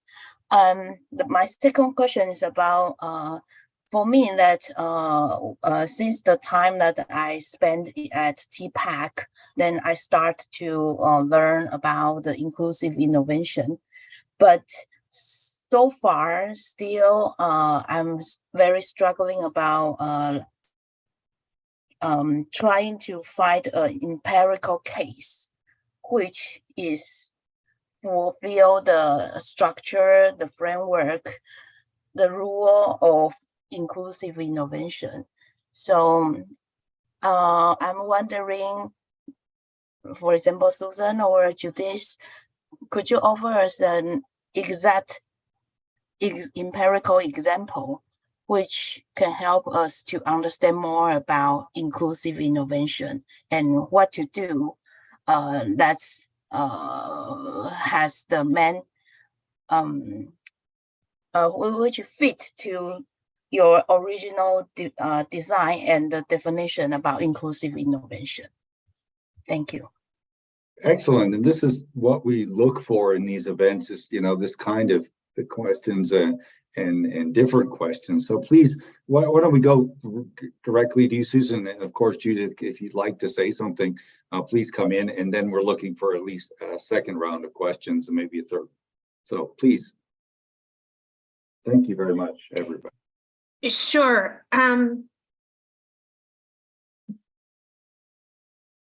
There are examples out there, definitely, in the various categories. The Honeybee Network that Judith already talked about is one of the ones that's cited most often, not studied enough closely empirically. There's lots of nice kind of Honeybee Network will solve all your problems things out there, but certainly worth looking at. I often cite work that was done in Judith's funding agency, and I see some of her colleagues out in the participation list too, on their experiences in trying to come up with university programs that genuinely address the voices of the poor communities that they're trying to address. So I can direct you to some of the CSIC work as well.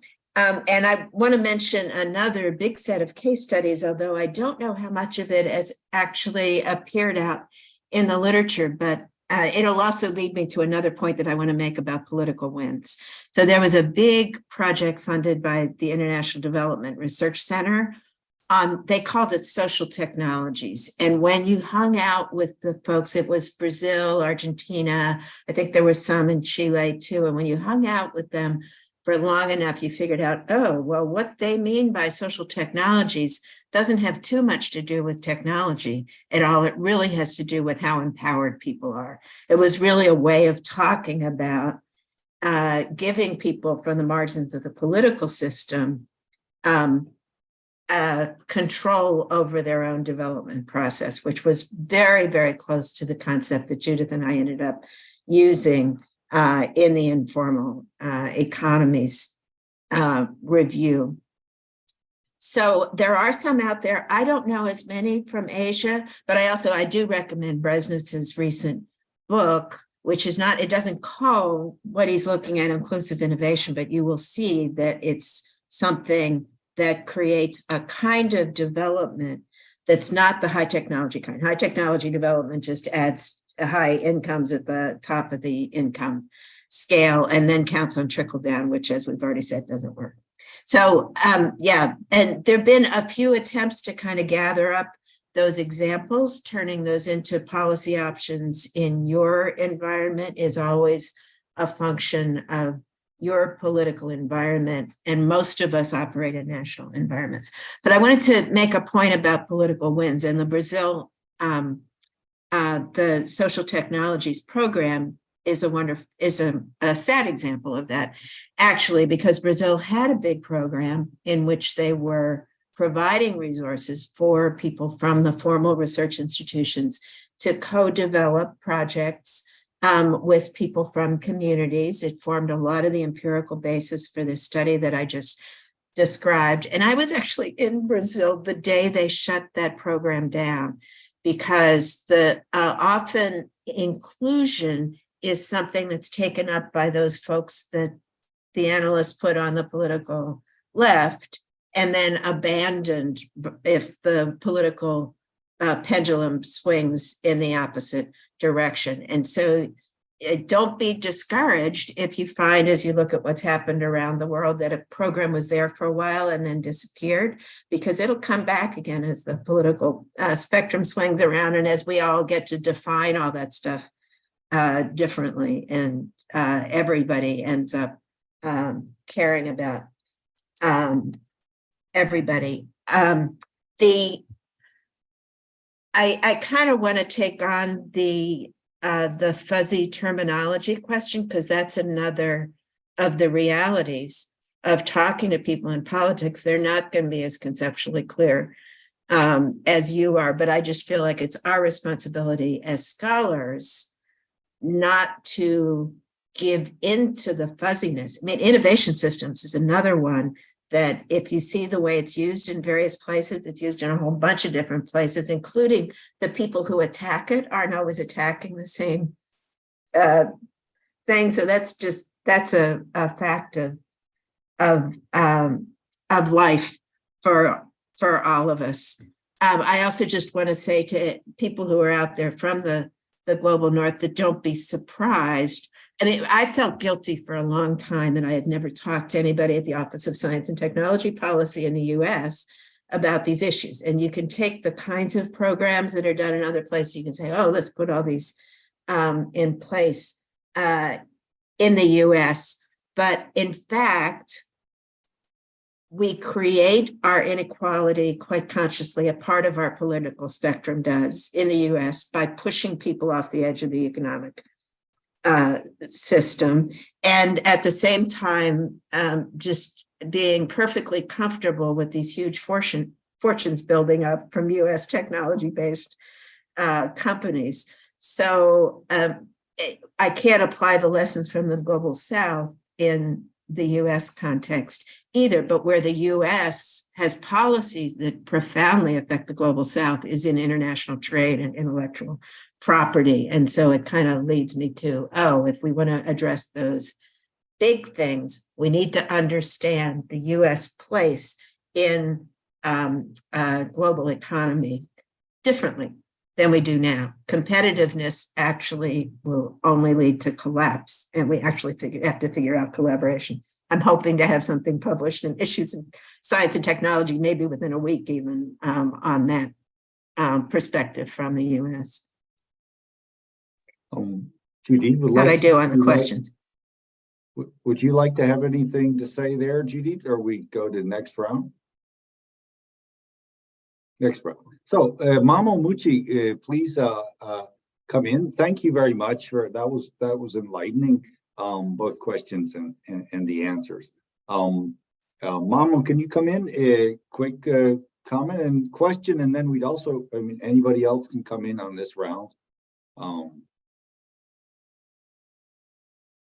you there? Hey. Yes. Sorry. Yeah, I can. I wrote it on the. Can you read it, please, on the chat?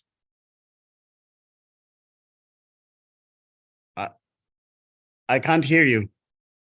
Hello? Number, we're looking for your chat. Please? Hold on. Oh, yes. Please, just what was your question? My question. Hang on. Where is? Come in with a specific question. We're moving ahead in the your respect. Okay. Wait. What I said was, I wanted to ask you on. You said social innovation. We have created a journal on social innovation on entrepreneurship, and as you know, the pure commercial profit economic success is a challenge, because there is always social loss, environmental loss, health loss, education loss, and now we have a variety of challenges with economics, the way economics has been running. It needs to be rethinking. There must be some thought.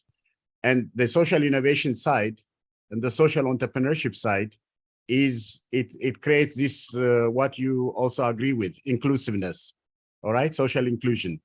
It adds that because you gain some, you don't make some lose, some gain,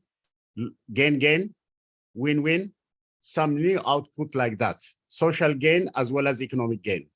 Some new approach like that is very, very, very necessary. In the time we are now with the explosive digital technology that's really creating both surveillance capitalism as the same time, some dangers like that.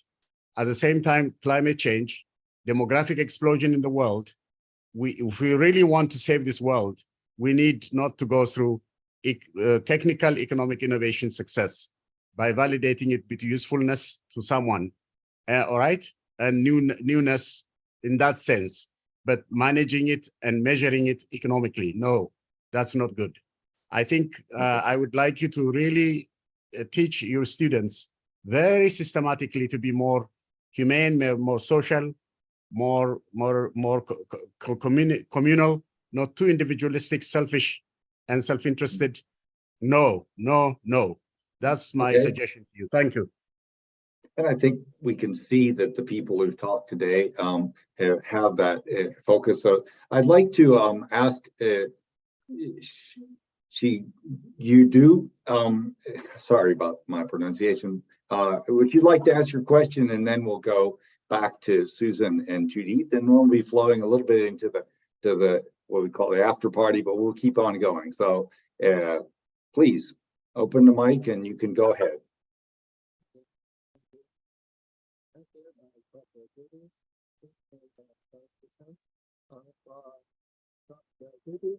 My question is mainly focused on the dynamics of the formality and we can't hear you. Okay, sorry. Okay, can you hear me? Yes, now. Okay, go ahead, please. Okay. My first question is for Prof. Judith. How do we find the trade-off on the dynamics of formality and informality in a globalization context, especially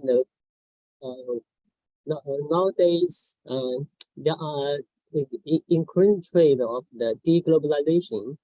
The global supply chain has been seriously disturbed by the whatever the Ukraine war or the China and the U.S.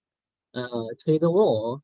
So on this context, how the government can shape more visible policy to empower the marginalized groups such as the small-scale talent, because now the agrarian changes had shifted its core priority to the question of labor, with more equality from the primitive accumulation of capitals. So that is my first question. My second question for the Prof. Susan. So I want to know your opinions on the question is how do we see the key role of some emergency phenomenon, stem from the new technology, shaping our understanding about the classical economical or sociology theories such as the gig economy and freelance labors. My short comments is that I think for nowadays we indeed need more psychology views to think our understanding about the world, especially we must beyond the economical understanding the operation, because you see, when we look at the global south problems, we most focus on the economical issues, whatever the income distribution or the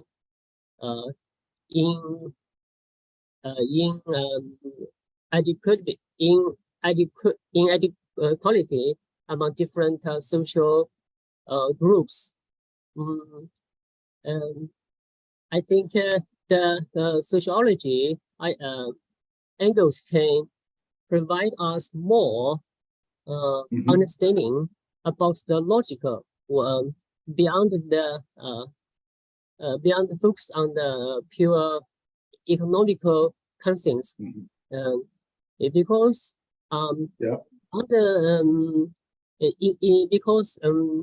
apart from their economical concerns, we need to consider more their the historical reasons and the culture and the values. And that means we should we should not only look ahead, but also we should look behind. I mean the history. Thank you. Great. Thank you very much for both of you. And now back to you, Susan, and anything Judith would like to ask for what you would like to answer, to add, please.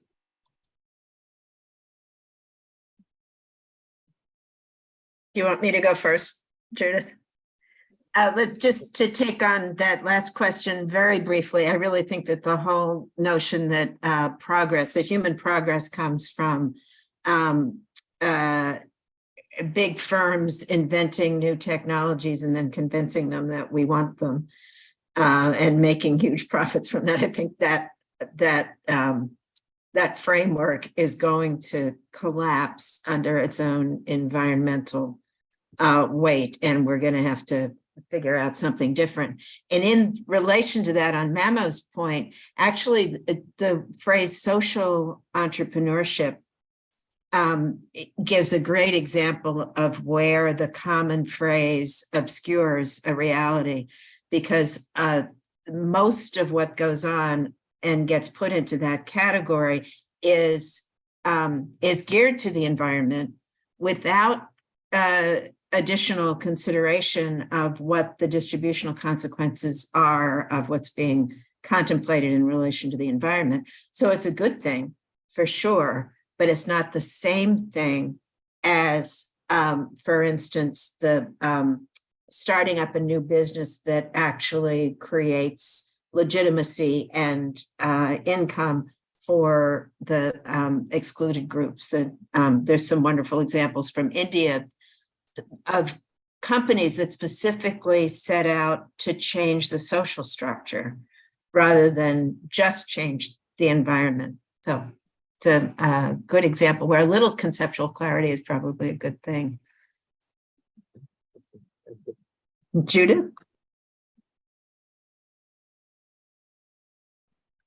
Well, I am absolutely sure that I'm going to disappoint our Shigudu. Sorry if I mistake your way of spelling your name. Absolutely sure that I am going to, because I am not able to answer to your very conceptual and complex question. What I would like just to say is the following. One of the reasons why people get marginalized today has to do with the power of knowledge that is extremely unevenly distributed. So if you want to put a little bit less inequality for this marginalized group, the issue of knowledge and power has to come to the fore. And I don't know which governments want to do that, because even progressive governments, I have seen it, didn't pay sufficient attention to the issue of power, knowledge, and marginalized groups. But I think that this can be done even in a micro level, and with persistence and persistence and persistence.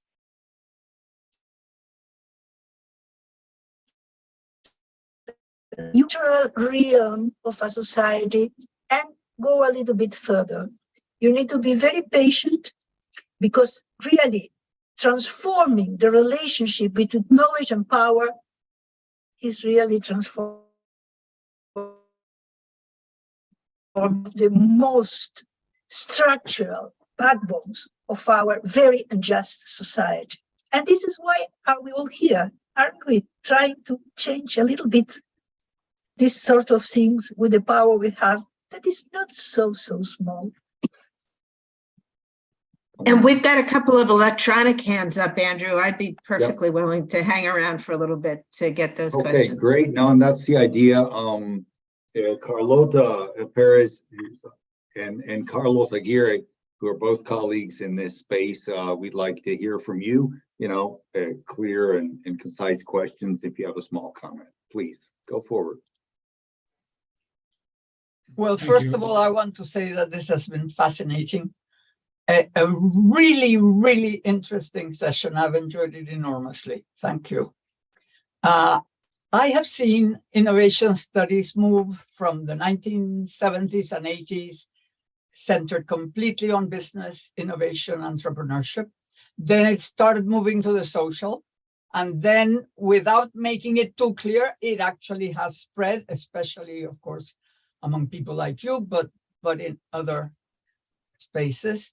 But I feel that now we have a very, very serious lack of understanding institutional innovation, because this is a moment when we really need to change the way governments operate, to change the policies we're applying.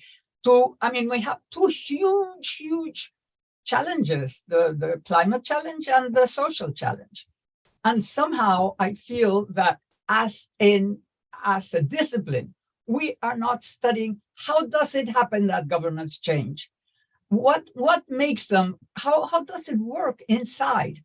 What's the relationship between the social things and the challenges and all that? I know it has a lot to do with science, with policy studies rather than us somehow, political science. Just like we incorporated sociology when we needed to think about social change and social innovation, we need now to bring in the political scientists, pull them in and see what we can do, because I think we're not doing much to understand how it happens, and therefore, and we're not connecting enough with the policy makers. I think in general, lots of people graduate, they make their PhD, or just a master's, and then they go back and they publish in English, and they don't really connect with the policy makers, even though you were studying, your thing was, it was innovation policy. So somehow, do you see that happening? Can you see some way of concentrating on these changes that have to happen so that we develop a new, strong strand of our studies to solve the huge problems we have ahead? I could see Carlos also coming in along these lines. Please, Carlos, briefly. Thank you. Thank you for an interesting conversation.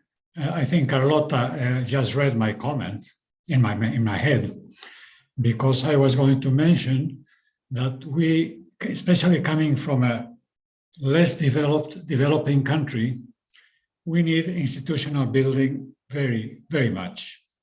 We have to discuss how to create better knowledge institutions. And I'm just trying to come back to the comment of Judith about the power of knowledge.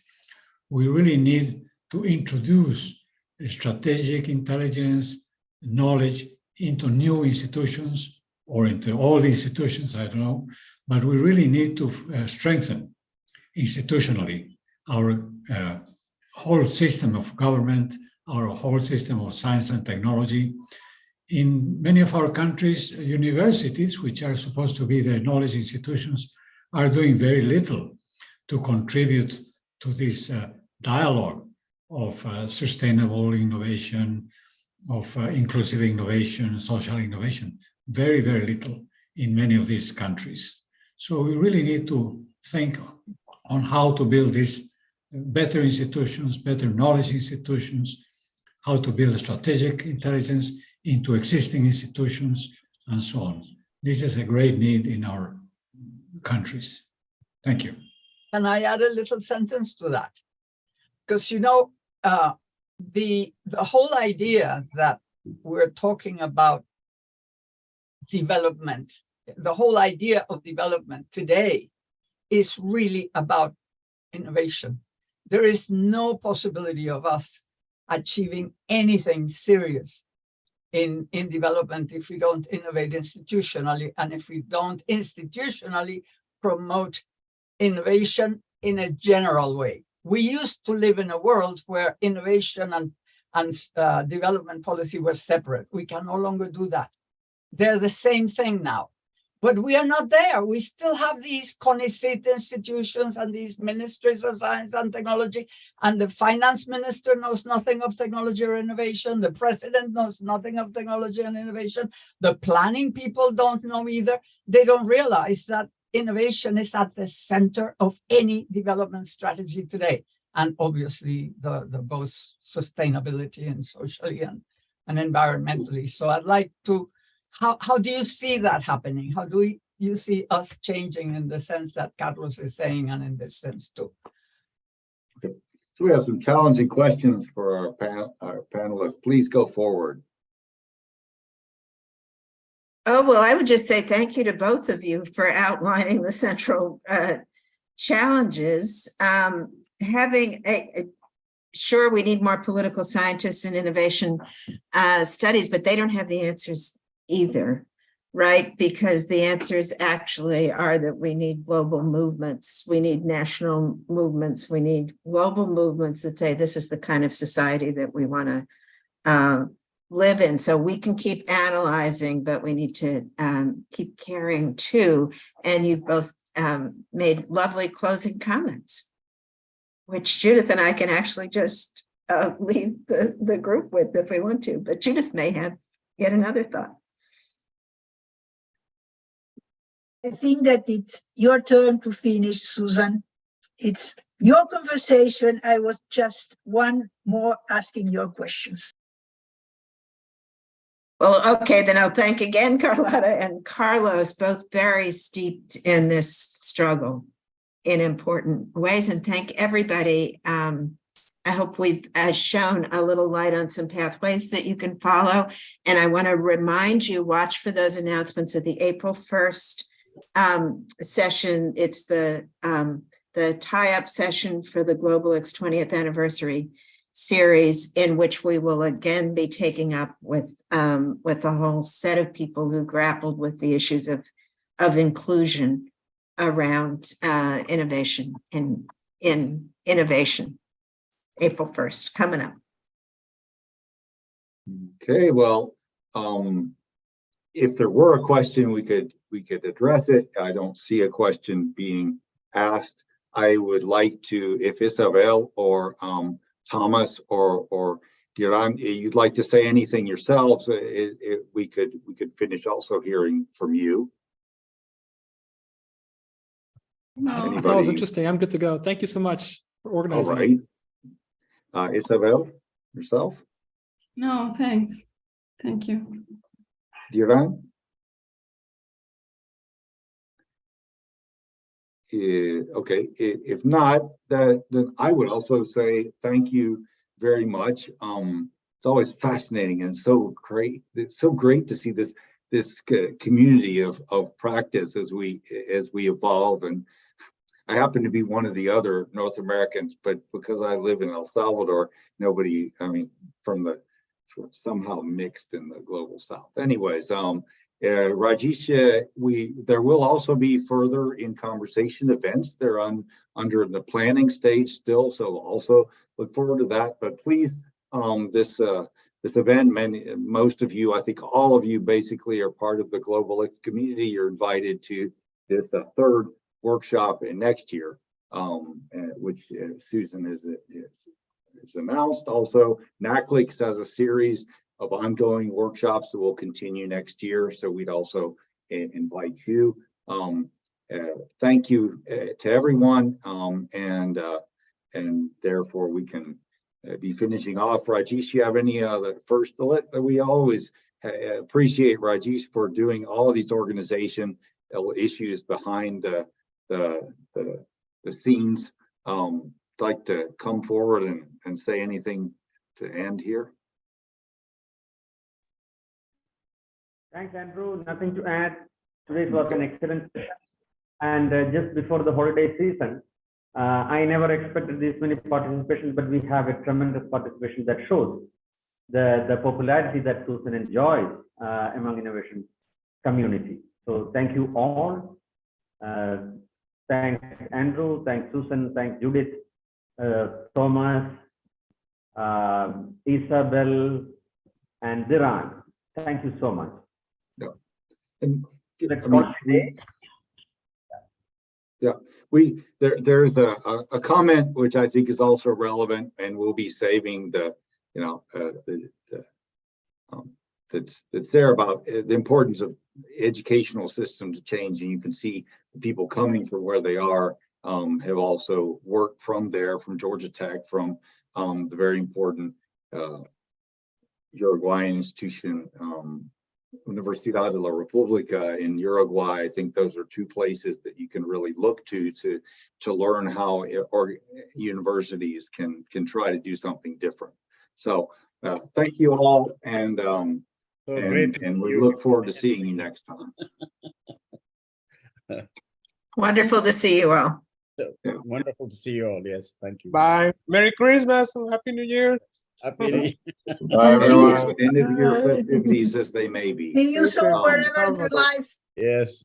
Thank you. Bye-bye. Bye. Bye-bye. My friend Elias from also from El Salvador.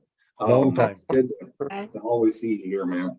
And also our Dulce, who's been with us on all our occasions, I think, and also in NACLIX as a regular attender. So we're very happy you're here.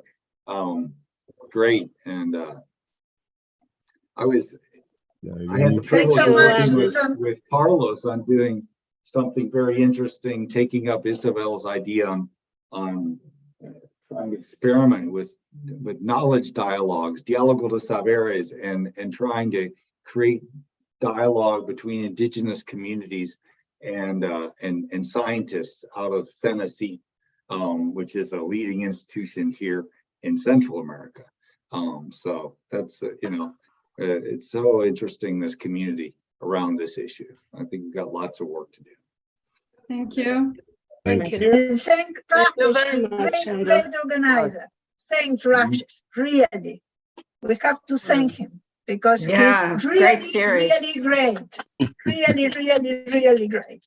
Okay, see you folks. Bye. Bye, Judith. Happy holidays. We can also comment positively on the first co-organized event, right?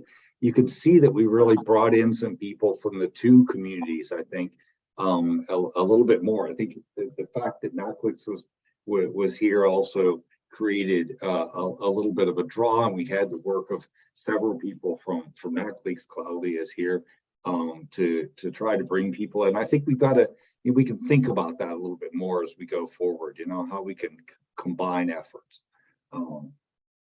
But let's go. All right. I'm back to my job, and y'all, I'll enjoy your rest of the week and end of the year festivities from my side. Yeah, everybody's winding down now, I think. It feels like. Yeah. One of my Mexico City stories that I tell is that I was so excited that GlobalX was going to be in North America, because Mexico actually is North America. Yep. And I said, okay, well, we're going to be so close. I'm going to bring this big delegation, the North American US delegation.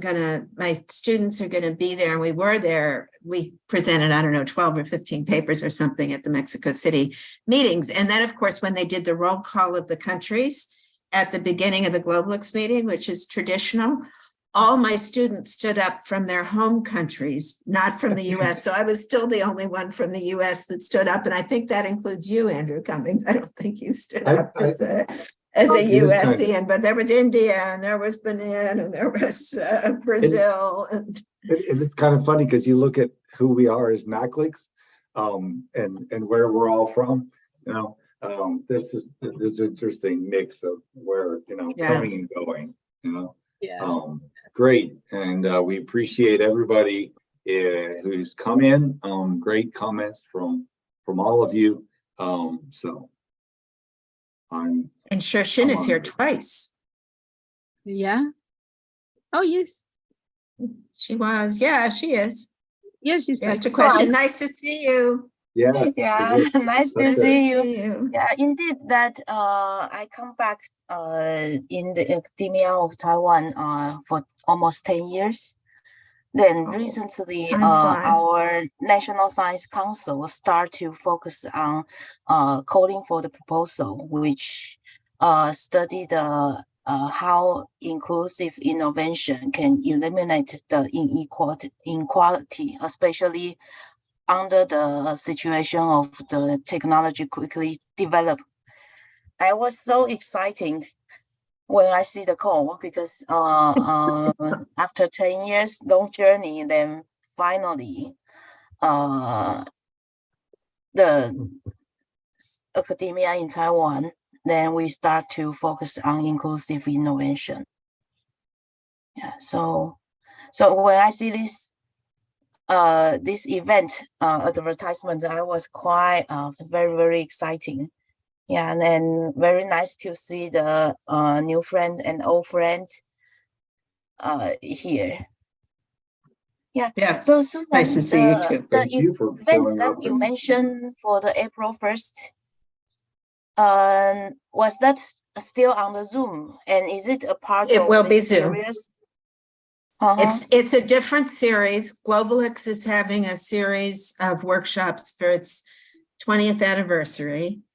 And Andrew, I don't know the current state of the information on that series on the GlobalX website, but let's just Andrew and I are both on the planning committee. Let's make sure that Shorshin gets on a distribution list for that. The announcements are being sent out to the whole GlobalX contact list. And I think Rajesh is kindly sending it out to his list as well, and it will go out to the NACLIX list. Wherever you heard about this one from, I realize I actually never really sent anything to Georgia Tech to let my faculty colleagues know that I was doing this, but of course you can always watch the movie. You can watch the video these days. Yeah, you can do that, and I think GlobalX struggles a little bit to actually get to our regional partners, right? You know, maybe you're you're in Asia, Shorshin's in Taiwan, yeah. So connections to AsiaLix or I don't know, but we'll Susan we'll figure it out how to bring you in, and anybody that's here that's part of, you know, you've gone to GlobalX conference, you feel part of this community, you're welcome to also, you know, join us. So AsiaLix just take place in Taiwan this year. Okay, next year might be in Korea, and it was organized by the another university which close to the institution that I work for, organized by one of the GlobalX alumni as well, that we attend, Professor Wang Zhenyuan, that we attend the GlobalX PhD Academy in the same year, 2011. Yeah, great. I'm working with several of your colleagues on this. The broader impact of GlobalX community. Yeah, I'm working with two of your colleagues from Japan, and they're really helping me in doing all of the rapporteuring of these events. So we welcome young, energetic people to come in. That's great. So. Shorshin, I don't know whether I have your current email address, actually. Do you want to put that in the chat and I'll pick that up and make sure that you get on